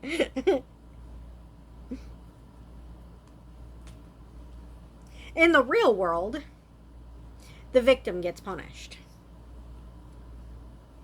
And then has to pay the attacker victim payments. A victim fee. Paying the attacker a victim fee by fines. How does that work? I don't know, guys. I don't know. In the real world, the victim is punished for running away from rape, while the attacker is getting money in his pocket for trying to rape her. And 100% gets away with it.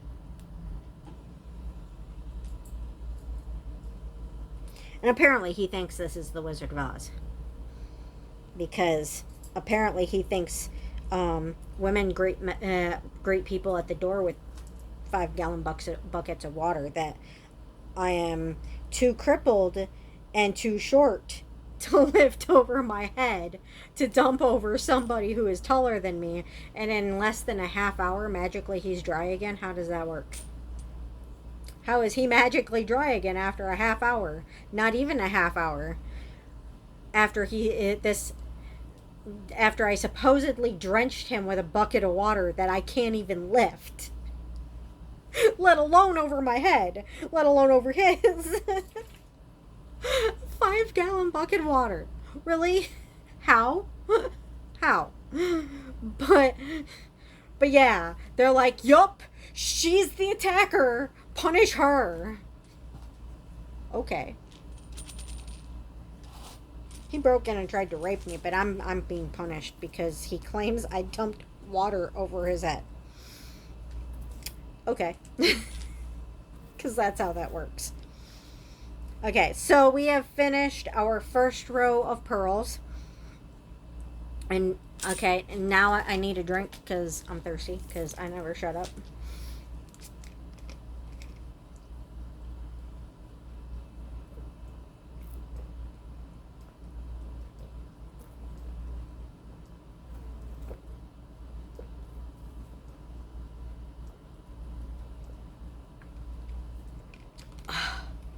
Holy crap, I'm thirsty.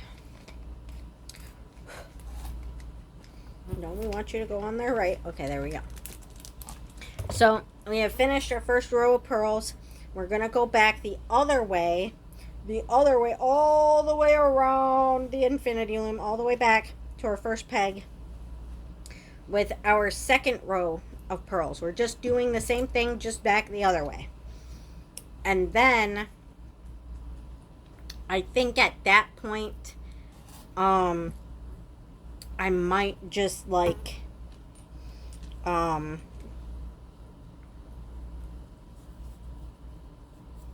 might just like start doing the pattern for a little bit and then shut it off and post and do a second video because this is getting kind of long and excuse me. And without my phone working properly, I don't have the editing app to edit my videos to make it so we can fit like chopped up videos in one video. So I'm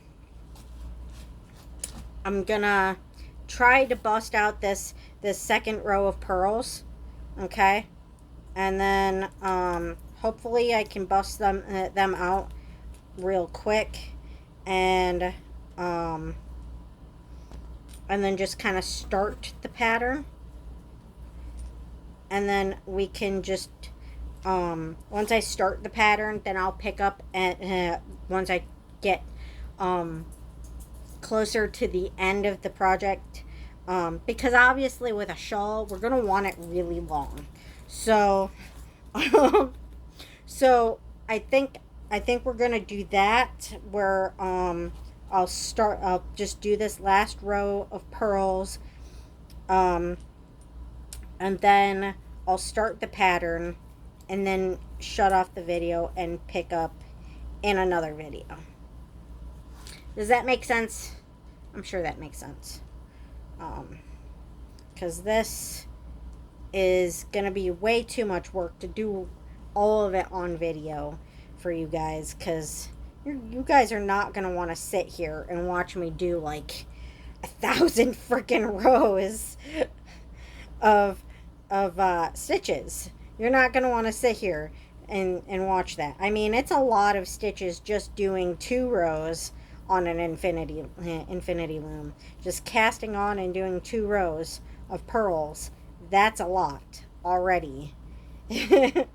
So, I mean, you guys are not going to want to sit here and watch me do row after row after row after row after row all the way to the end. So I think I'm just gonna, because I don't have my editing app to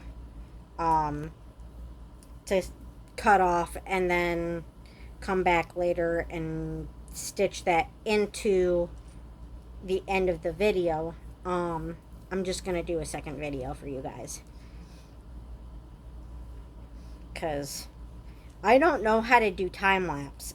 Even on my editing video, I don't know how to do time-lapse. So there's that. And I know that it's going to take me a lot more than one day to complete this. So doing a different video for it will definitely be a better option anyway. Because we would have like outfit changes to begin with, trying to bust out a project like this, because there's no way I'd complete it in one day. But we can get it started and we can show you how to do the pattern, and then we can go from there. And then once we have the pattern down, y'all can make it as long as you guys want to. Measure it out as long as you guys want. And, you know, make your own little prayer shawl, or make your own little blanket, or whatever you want to make with it. You don't have to make it into a shawl. It can be a scarf, it can be a blanket, it can be a shawl, it can be whatever you want it to be. And you know, it all depends on what size you want to make it. If you want a scarf, you know, maybe go with maybe 37 pegs, and that sounds about right to me. 37 pegs for for a scarf, um, or even less than that. Um, and you know, for a blanket, maybe the whole loom going all the way around the other side and then back, um, on the infinity loom. So, I mean, you can make it whatever you want. You can make it into a shawl. You can make it into a scarf. You can make it into a blanket. Whatever works for you, and whatever length you want it works fine too. And if you want to do a pocket scarf or a pocket shawl, that works. You can do that. If you want to do one of those pillow blankets that has a pocket for a pillow, you can do that. um, those are really cool. If you want to make an infinity scarf or an infinity shawl, you can do that. Um, I haven't decided if I want to do a pocket shawl or an infinity shawl or just a straight shawl yet. I have not yet decided on that. Um, I'm thinking, because I'm doing this this edge here, that it might be smarter to either leave it be when I'm done or make it into a pocket shawl.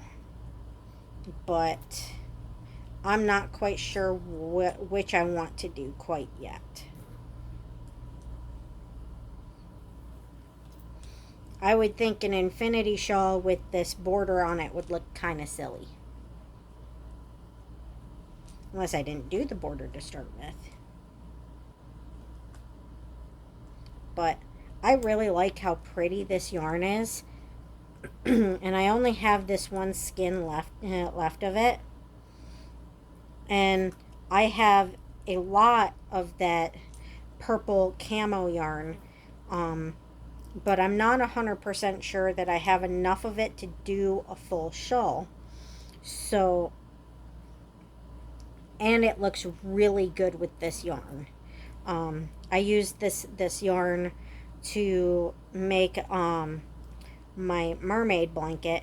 I used this purple as the fin, and I used the purple camo as the tail part, because I thought, you know, the shifting colors look like beautiful multicolored purple fins, like the sun catching on the scales, and just like making it look different colors. That's what I was going for with the different colors in the purple yarn. And it came out so pretty. It is such a beautiful mermaid blanket. So, I mean, I know this yarn complements the purple camo yarn very well, because I've used it together for that blanket. I've also used it to make purple mermaid gloves, which I don't make anymore because I used to make them a lot, and then for myself, and then I realized I never wear them. They kind of serve no purpose for me. So I was gonna go and try to bring them to this like craft store, and then I decided that I don't even know if they're gonna be willing to take them or pay me for them or anything, and I just don't want to walk all the way over there just to be told that they're not going to. So I was like, you know what, screw it. I'm going to take them apart, and I'm going to make prayer cloths out of them. Because why not? That way the yarn doesn't go to waste. It goes to God. The yarn just goes to God with all them prayer cloths. And I mean, with gloves, you're not going to have enough yarn to do a prayer shawl. So so prayer cloths it is, right? It's a good thing to use scrap yarn on too, because you know, you can always just piece different colors together too, if you have like spare yarn that just isn't enough to do like one project with. You can just like piece the yarn together and do like multiple different colors of yarn, and it's such a small project that it works for that. I mean, I suppose you could do that on all kinds of projects, but you'd have a hell of a lot of knots on other projects trying to tie all the different colors together. And on a prayer cloth, you're not going to notice all them knots. So, but you know, and it does kind of like accentuate the project and make it look a lot cuter to have differing colors of yarn on it from just spare leftover yarn. I don't usually like doing that because I think it usually looks kind of ugly on other projects, but on prayer cloths it looks so cute because they're so small already. It's like it works, you know. So I think I might have actually kept one that I did like that, if I remember correctly, because I have this obsession where everything I own has to match what I'm currently wearing, which is why my glasses are currently pink to match my pink outfit, and there's a pink hair clip, and and when I wear pink, I wear pink jewelry and just pink everything. So everything has to match. Yes, even my underwear. I know it's weird, but I think it's the ADHD. I don't know. It could be. I don't know what it is, but I have an obsession with matching. So, I have a color for every color for my prayer cloths, because I know that even though it seems like something I don't need, I know myself enough to know that I'm going to lose my shit if I don't have a different color prayer cloth to match every color of clothing. So, in a way, because it's meant to calm you and not stress you out more, in a way, I need it. So, so yeah, that's why I have multiple colors of prayer cloths, because I know I need it. Mentally, I know I need it. So, just like I have multiple pairs of glasses. Granted, I don't have glasses to match every outfit yet. I'm working on it. But the other reason why I have multiple pairs of glasses as well, it's not just because I'll have a panic attack if I don't match, because I will. But it's also because I can't find my glasses without my glasses. So having spare glasses is a really good idea. Because if I lose my glasses and I don't have another pair to find them, they're going to stay lost and I'm not going to be able to see until I find them. Or someone finds them for me. Because I can't see without my glasses. So I can't find my glasses without my glasses. So see, it's not just a panic attack matchy thing. It's also functional. I need to be able to know where my glasses are. But, and yes, I have lost my glasses in my bed and had to pull out another pair of glasses to search my bed for my glasses. Sam's like super careful with my glasses. He'll put them on his night table when we're in his room to make sure that we don't lose them in or under his bed. Because I would totally do that. I would totally lose my glasses in or under his bed. I'm just that clumsy.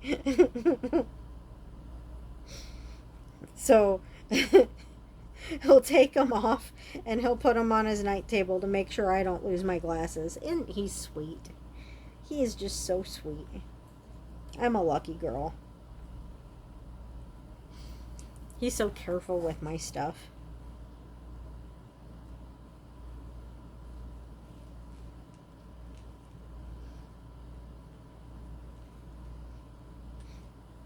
Another sweet thing he does is the reason I currently don't have furniture in my house, like, my furniture literally consists of a dresser, a coffee table, a futon, and a mattress on the floor. So, and the futon is currently my couch. I do own other furniture. I do. But the reason why my furniture isn't here is, one, because Sam is nice enough to store it for me because he is very sweet and cares about me. And two, I can't put my furniture in here until I have my wiring fixed, because we know we're going to probably have to tear out the walls to fix the wiring because it all needs fixed. And that's how you fix wiring, is you tear out the freaking walls. And then as bad as the ceiling and the trusses that the lights that don't work are in, and the walls, and as bad as all of the walls and all of the floor and all of that is, are you okay? Did you fall down? Merlin fell down. I'm gonna have to redo the floor, and I'm gonna have to repaint the walls and repaint the ceiling, and when the wiring gets done, I'm gonna have to probably re-drywall the walls, which I don't have a problem doing because I actually know how. Pat taught me how, my stepdad, and the first time I did it, I did a really kind of crappy job because I over sanded. They fixed it since then. It's not messed up anymore in their house where I over sanded and screwed up their wall. But I know better now not to over sand. But yeah, so hi Merlin, I love you. He's helping. So, in order to get all of that done in a house that is like not very big, I wouldn't be able to like shift my furniture around the house once it's all in here to be able to get that stuff done. I would actually have to fully remove it from the house and then put it back in. I don't have the strength to do that. I don't have the help to do that. I'm not going to have it hauled all the way over here just to have it pulled back out and have it get rained on and shit and destroyed by the elements and animals outside and probably get bugs in it and then be hauled back in. We aren't dealing with that shit. So I want to get the interior of the house done first and then get my furniture in. Which everybody's like, well, you don't have any furniture. You don't have anything for anyone to sit on. And I'm like, but I don't have anybody over. Ever. No one ever gets invited over. Ever. No one comes over. I don't need to have furniture for people to sit on. I have my futon for me to sit on. It works for me. I have my mattress on the floor for me to lay on. It works for me. You know, when I start getting my furniture back in, I start getting everything done, and I start getting my furniture back in. Um, Maybe then I'll have gotten to know people in my church better, and maybe I'll start inviting people from church over. You know, maybe then. Maybe we'll see. I'm actually contemplating doing um, something for the church once a month after um, I get out of trouble, and and after I have all my furniture in, because including the futon, I actually have 3 couches. So it's not like there wouldn't be plenty of room for people to sit if I did have people over. And I have way too many coffee tables. I like coffee tables, okay? I just like them. I just do. Leave me alone. So, there's actually a reason why I like coffee tables so much. For one thing, if you have the room for them, it's nice to have extra places where you can put, your your drinks and your books, and have something to put your food on when you're sitting in the living room. They're just nice to have. And some of them are also great storage. And I have severe ADHD and fibromyalgia.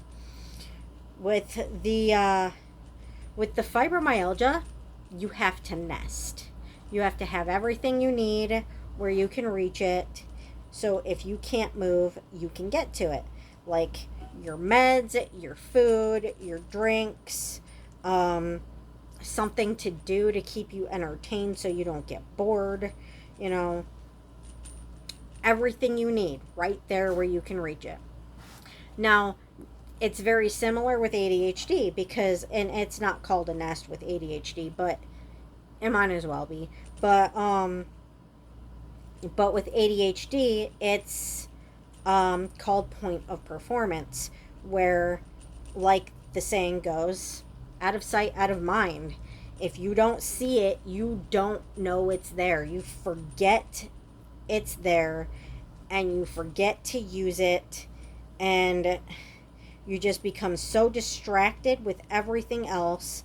I mean, in the long run, you do know that it's there. You do know that you own the item. You just forget to use it. So if my insulin log and my insulin and my my my tester, if they weren't on my table in my sight, I would forget to take my insulin. I would forget. I've put it in my backpack to take it to Sam's to remind me to take it, and forgotten to take it out of my backpack, and forgotten to take it because I didn't see it. I knew it was there. My mind knew it was there, but because I didn't see it, I forgot it was there, and I forgot to take it. It didn't remind me to take it because I wasn't looking at it. So, because I'm always looking at my insulin, because it's on the table right in front of me, I'm looking at it right now as I'm talking to you because I can see it. I know to take it. It's right there. I can't avoid taking it because it's right there in front of my face. Before I even drink my coffee in the morning, if I haven't taken it the night before, then I take it right then because I gotta take it before I do anything in the morning if I haven't taken it the night before. And I have noticed that if I take it at night, my sugar drops when I'm sleeping. And then I wake up in the middle of the night and have to come in the living room, falling over, literally falling over, running into walls because my sugar's so low I can't walk. I'm dizzy, my legs are jello. I can't walk. So I get to the living room, and I eat spoonful after spoonful after spoonful of peanut butter to get my sugar back up so I can go back to bed and go to sleep. When I take it in the morning, that doesn't happen because I eat right after. So yeah, so I have my insulin alarm to remind me to take it, but then I don't take it until the next morning usually anyway, to avoid having to wake up in the middle of the night and have to eat peanut butter to keep from dying. So yeah. I mean, you shouldn't wait to take your insulin. But if that's what happens, you know your body better than anybody else, okay? You know your body better than any doctor. And yes, they will tell me absolutely never to wait until morning to take my insulin. They will tell me that. But they're not at my house at 4 o'clock in the morning when I wake up and the room is spinning and I'm sweating and I'm shaking and my legs are jello and I'm running into walls and tripping over my own feet and tripping over the cats and damn near tripping over the dog trying to get to the living room to eat spoonful after spoonful of peanut butter, laying there watching TV at 4 a.m., trying to get my sugar back up so I can go back to bed, terrified I'm going to pass out. They're not here to see that. And I mean, you can try to explain it to them, but they're going to think you're lying. When they hear something that doesn't go their way, the way they want you to do things, they don't listen. They don't want to hear it. They want you to do it their way and only their way. So they ignore it and then keep telling you to do the thing that's making you sicker. Listen to your body. You know, yes, listen to your doctor too. I'm not telling you to never listen to your doctor, because sometimes you need to listen to your doctor. Sometimes you just do. It just depends on your doctor. I just end up with really crappy doctors that don't listen to me and don't understand that I actually know how to listen to my body. That I actually know how to take care of my body by listening to my body. Some people don't. That's why there's doctors. So they can listen to your body and fix your body for the people who don't listen to their bodies and don't take care of themselves. That's why doctors exist. But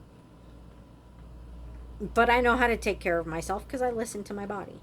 So, now a good doctor would be like, oh, okay, so that happens to you at night. Okay, so you should start taking your insulin in the morning then, if it's getting that low at night, or maybe lower your insulin at night before you go to bed, which I noticed that if I take my insulin more than once a day, it happens all throughout the day where I'm passing out. No matter how much or how little I take, all throughout the day, my sugar drops like that if I take it more than once a day. But I don't eat like normal people. And this is where me and my doctors don't understand each other. Well, I understand them, they're just not understanding me because they're not listening. So, and they think I'm lying because I'm fat. I get it. I'm fat. But so they think I'm lying about this because I'm fat. I eat once a day. Once a day. I don't eat 3 times a day. I will have I might have one small thing with my coffee in the morning sometimes. But I don't do it every day, because sometimes I don't have time and sometimes I'm just not hungry, and sometimes I just don't want it, you know? And then every day I will have a snack around lunchtime. So it's not that I'm starving myself. I'm just making sure that I don't overeat, which it doesn't look like I don't overeat because I'm fat. So, um, so I get it that the doctors don't believe me that I eat once a day. So then, I'll after my snack, would you pick up? Okay. So after my snack, I'll go and I'll make myself dinner, or I'll nuke something real quick for dinner, and I'll eat my dinner, and then normally I'll drink several more drinks throughout the day. I have like a whole area full of drinks for the whole day. And if I run out of drinks, I'll just keep like grabbing bottles of water and bottles of water and cup bottles of water. Because frequently I run out of drinks because I drink way more than I normally, allot myself for the day. Like I'll have my coffee in the morning so I can go to the bathroom later in the day. I'll have my Mountain Dew in the morning to help wake me up. And then I have my juice with the Miralax in it so that I can go to the bathroom later in the day. And I usually drink that with my snack. Um, and then um, and then I'll have like a Gatorade, and sometimes I'll have like this uh, I'll make this like juice drink where I take a sparkling juice and I put L-theanine in it to help relax me. And then lots and lots and lots and lots and lots and lots and lots of water during the day. During the winter, I drink milk a lot, but I only drink chocolate milk because I can't stand white milk. But I really like chocolate milk. I can't drink it in the summer. I can't drink orange juice in the summer either, and I don't know why. Um, I mean, I know why, but I don't know why my throat does that in the summer with milk and with orange juice, but it doesn't do it with anything else. It's really weird. Um, so during the summer, if I drink milk or I drink orange juice, I get like this acid reflux thing where like I get this bubble in my throat of like from the milk and from the orange juice, like it somehow just clogs my throat and I can't breathe and I can't swallow. It's not it's not an allergy, not at all. It's like more like an acid reflux thing, I think. Um I don't know. But for some reason it only happens with milk and orange juice.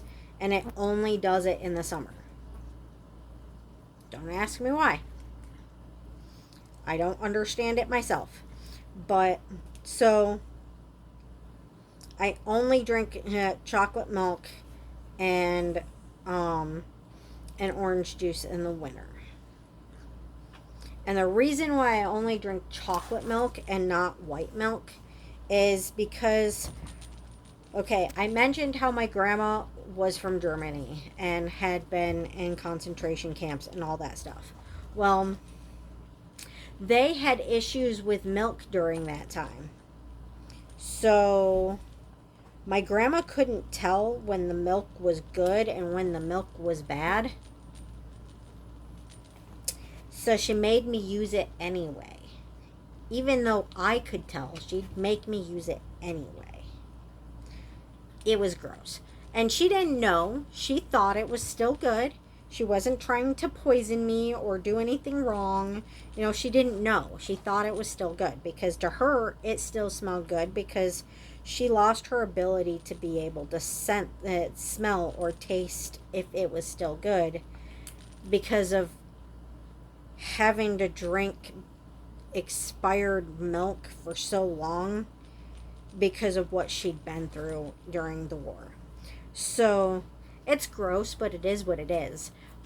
So I have this issue where I cannot drink white milk because for some reason, because of the memory, it always tastes spoiled to me.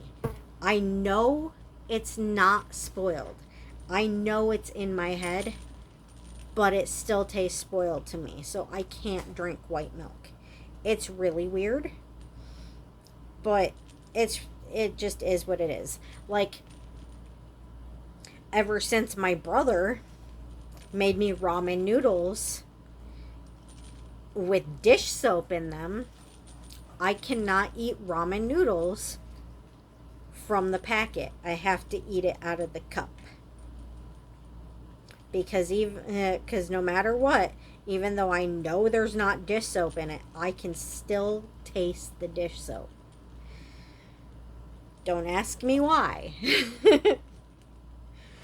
But it is what it is, right? It is what it is. Um, but yeah, I'm very good about drinks. I'm very good about making sure I eat enough during the day and that I don't eat too much junk food. I have massive amounts of junk food in my house. Okay? I do. I own a lot of junk food. But I barely ever eat it. The reason why I have it is the same reason I have peanut butter. It's there in case my sugar drops. So I always have something in case my sugar drops. I barely ever eat any junk food at all.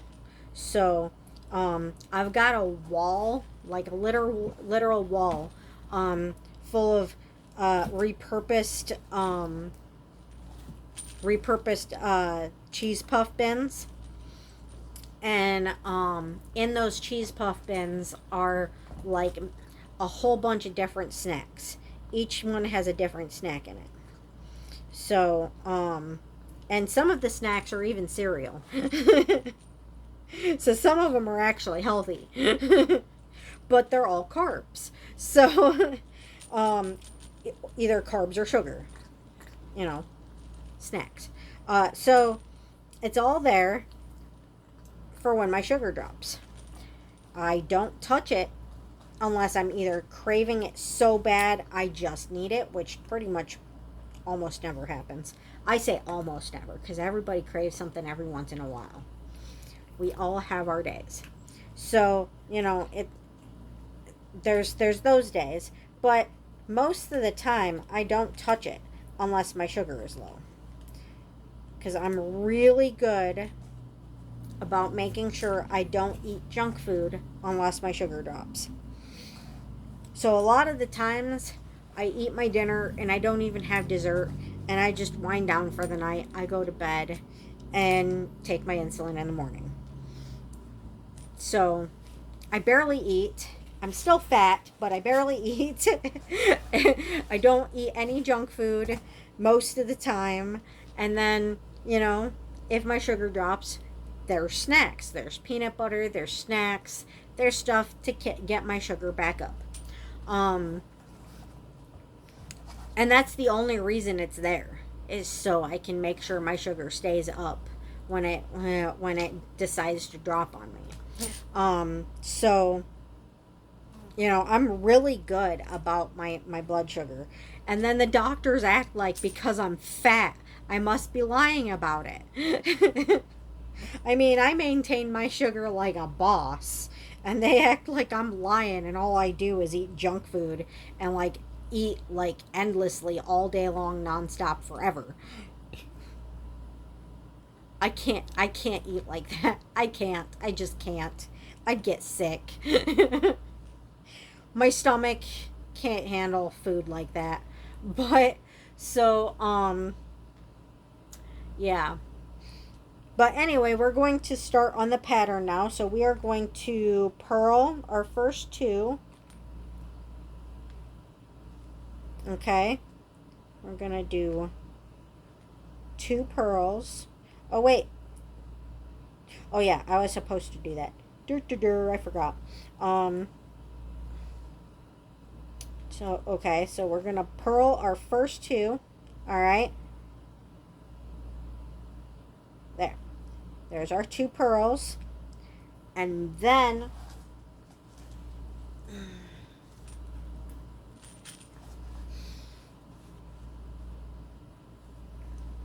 Where's my end?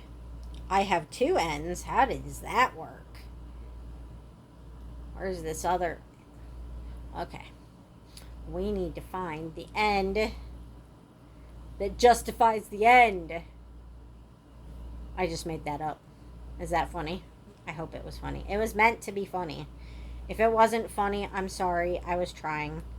Okay, that's the inside. Okay. I found it. I found the end. Okay, we take this end. See? We're taking this end. And we are going to, and we're not going to cut this off because we're going to still use it. All right? I'm trying to remember how I'm going to do this here to do the other side. Maybe I should cut it off.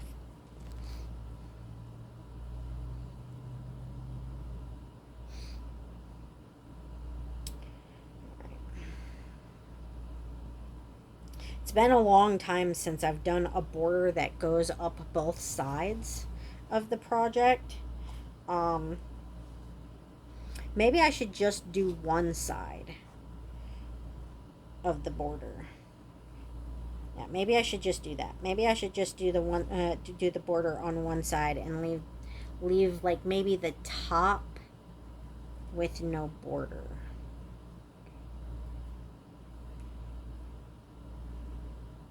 So it's only on the sides and on the bottom. But I don't know. Maybe that'll look okay. Because I don't remember how to get it without cutting it repeatedly and moving it over there and then back over here and then back over there and then back over here. I don't remember how to do that. So, yeah. Yeah. So we're going to tie that on like so. And then, so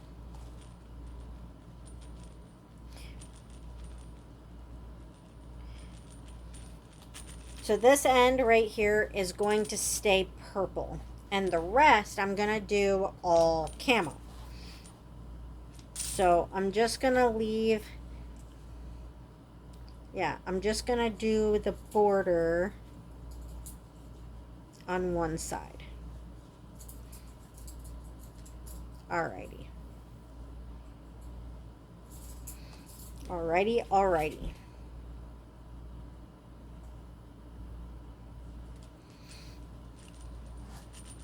So, we've purled those two, and now we're going to E-wrap. Alright, where'd my hook go? Oh, there's my hook.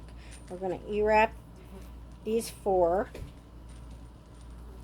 Now that we have our other yarn on, and you don't have to do a border. You don't have to switch yarn colors. You know, you don't have to do any of that. You know, this is your project. Well, this one is my project, but the project that you're doing is your project. So you do your project your way. You don't have to do anything the way that I tell you to do it. I'm just guiding you, you know? I'm just helping you learn. You don't have to do anything my way. So we're doing those 4 E-wraps, and then we're going to purl where these markers are.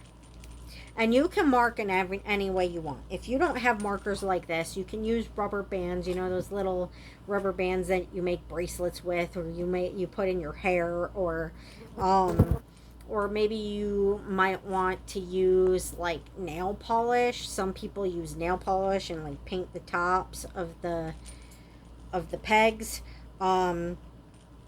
or whatever you want to use. I mean, hell, you can use loop earrings if you feel like it. Whatever works for you. But I actually have some nice little markers I can use, so that's nice that I have those. So I'm going to purl these two where the markers are.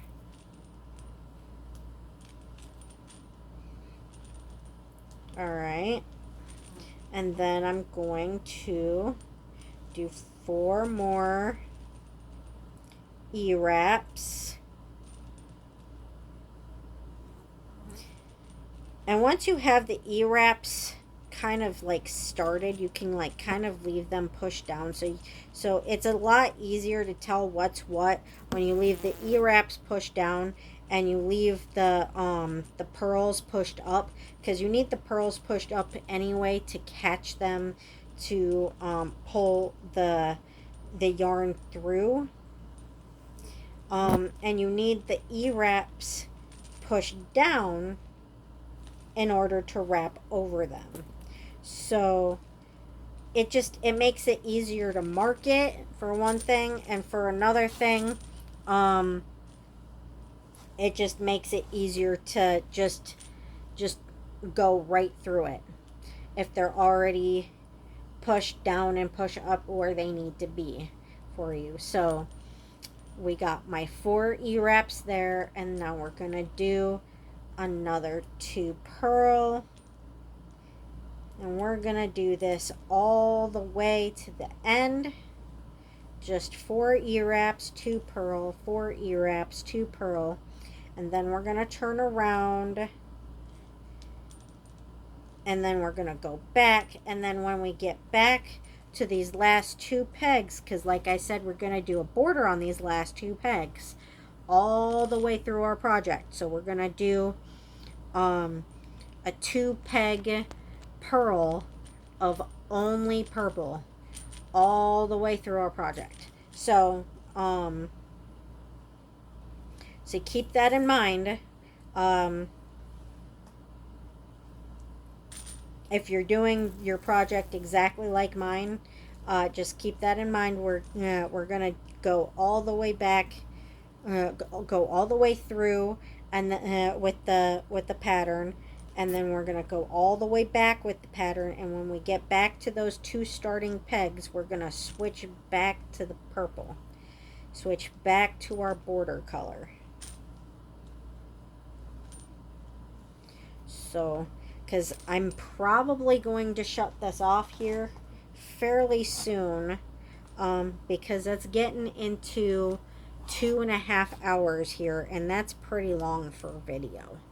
And I'm sure you guys don't want to watch a video much longer than that. You probably don't even want to watch a video this long, because that's a long ass video. That's a lot of runtime. I get it, guys. I get it. I understand. I get impatient with videos too when they're way too long. I actually do like long videos though, but that's because I have that very inquisitive ADHD mind where I feel like short videos just are not enough. They just do not explain enough. And I don't get anything out of short videos. So I don't understand TikTok, which is why I won't download it. I don't understand TikTok at all. I don't get anything out of it. You can't really explain anything in their videos. So I feel like it's just pointless. I'm not saying that it's pointless to everybody, but for me it is. So I won't really watch it. I won't download it. I don't like it. And that's just where I am, where I'm at with TikTok. To each their own. If you like TikTok, cool. My friend Lindsay likes TikTok, and you know, if she likes it, she likes it. That's cool, you know. You like what you like, and you don't like what you don't like. And you know, we're all supposed to be different. We're all different for a reason. We're not supposed to be the same. We're not supposed to like the same things that everybody likes. We're not supposed to be exactly the same as everybody else. We're supposed to be ourselves. So, you know, just do you, enjoy what you enjoy. You know, if I don't like something, you know, I don't like it. If you like something that I don't like, that's perfectly okay. You know, I don't want you to be me. I want you to be you. We're not meant to be like anybody else. We're meant to be ourselves. Each and every one of us. I'm always telling my cats that so they know um, that they're not able to be replaced by any of the other kitties. So they know that they don't have any reason to be jealous of the other kitties. That mommy loves each and every one of them for themselves, because they're unique and exactly how they're supposed to be, and exactly as unique as they need to be. And mommy loves them for their uniqueness.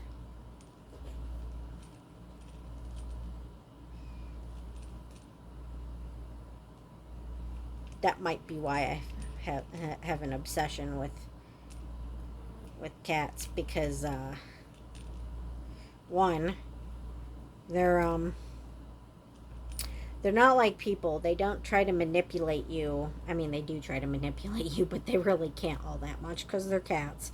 Um, but they don't try to hurt you or abuse you or any of the shit that humans pull. You know, they don't pull the crap humans pull. Um, they may be stubborn and spoiled, but they're innocent. You know, and each and every animal personality is just as unique as any human personality.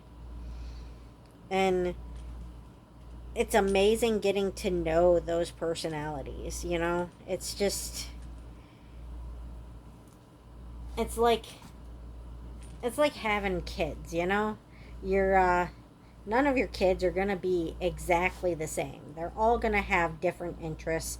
They're all going to have different disinterests. They're going to like different foods and dislike different foods. They're going to be entirely 100% themselves, and getting to know each child for their uniqueness you know, is what being a good parent is about. You know, you can't try to make your kids into a carbon copy of you. Believe me, my mom has tried. She failed. I am not the cheerleader type. I am the very nerdy ADHD type. That did not work for her when I was growing up. She was not okay with it. She wanted me to be a stuck up cheerleader type. And if you were a stuck up cheerleader type, you know, that's perfectly okay. We are not supposed to be carbon copies of each other. You know, we are meant to be ourselves. There is nothing wrong with being 100% completely yourself.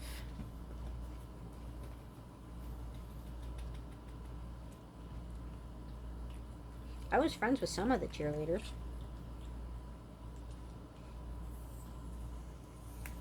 but I was mostly friends with the nerdy kids because I was a nerdy kid. I was a pretty nerdy kid, so like the cheerleaders would sometimes try to befriend me, and you know, if they were nice, I would befriend them, you know. And then I would stay friends with my nerdy friends. In some schools, that's okay. In some schools, you can be friends with the cheerleaders and the nerdy kids, and nobody cares. But in other schools, that's just not okay. You can't be friends with both. You have to be friends with either one or the other. You're either popular or a loser. But in Meridian, it was okay to be a loser that was friends with the popular kids. That was considered okay. But I mean, I think that the nice cheerleader girls, the nice popular girls, were only nice to me to be nice, though, because um, I'm just weird. I talk too much, and I'm annoying, and I'm weird. But who knows? Maybe they actually liked me. I don't know. I don't know. I know there was a lot of weird rumors going around about me. Apparently, I'm a witch. Okay. News to me. Yeah. There was a rumor started by a kid who wanted to date me, who was so weird it was like just disturbing, that I was a witch, because he wanted to be a witch, because he thought that that was the way to get to date me, because I was exploring different religions at the time. Um, and so he was trying to impress me by pretending that he was a witch, and then telling everybody in the school that I was a witch. And then the popular boys heard it, and then told my brother that I had told them that, even though they got it from the creepy dude who brought a store bought voodoo doll to school to try to put a voodoo love spell on me, because apparently 4 years of telling him that I would never be interested in him because he creeps me out was not sinking in. And apparently, creeping me out more was supposed to make me more interested. Don't know how that was supposed to work, but okay. Um, and then he actually, like, manipulated my mom into making me go to a dance with him, because he asked me to go. I told him that I would not go with him, and I'd rather go stag or not at all. And then he called my mom, told her, no, he told his aunt that I told him that I would go with him, and then changed my mind last minute, which is not what happened. Like I said, I flat out told him it wasn't going to happen, that I would rather go stag or not at all than go with him, because he scared me. Yeah. So, um, really scared me.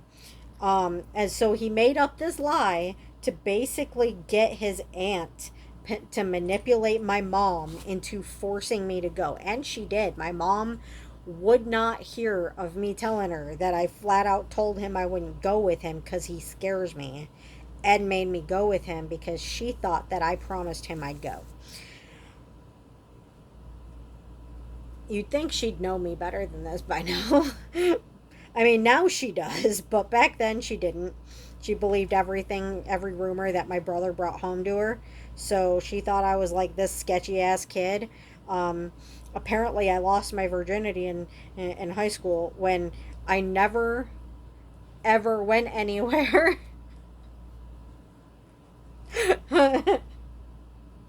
and um and I never missed any classes. So I don't know when I was being this giant hoe that I supposedly was in school. Um, because guys would ask me out, and I'd turn them down, and then because I turned them down, they would then go around the school and tell people I slept with them. Well, these rumors would go back to my brother, and he would be like, "Oh, Danielle slept with this person, and this person," and I'd be like, "When? How would I even get any alone time to even accomplish this?" When and how did this happen? Because I'd love to know. I'd love to know, because I would think I would remember this. When was I ever away from my parents enough to have had this happen? But they believed it. For some reason, they believed it. And he believed it. I don't know. It's weird. So, they were 100% convinced that I was a bad kid, even though I was never away from them enough to be a bad kid. And I was afraid to be bad because, like, there was stuff going on in my house that, like, if I was bad, if I did anything wrong, hell, even when I didn't do anything wrong, I was punished. I was punished severely. Um, very severely. Um, and, like, in a very bad way. Um, so I was afraid to do anything wrong. I was a very good kid. And I sure as hell would not have done anything with anybody back then because my grandma had taught me right. I was a good girl. I wanted to wait until I was married, which never happened. um, there's a reason for that though. Um, I waited for the wrong ring. That's basically the story.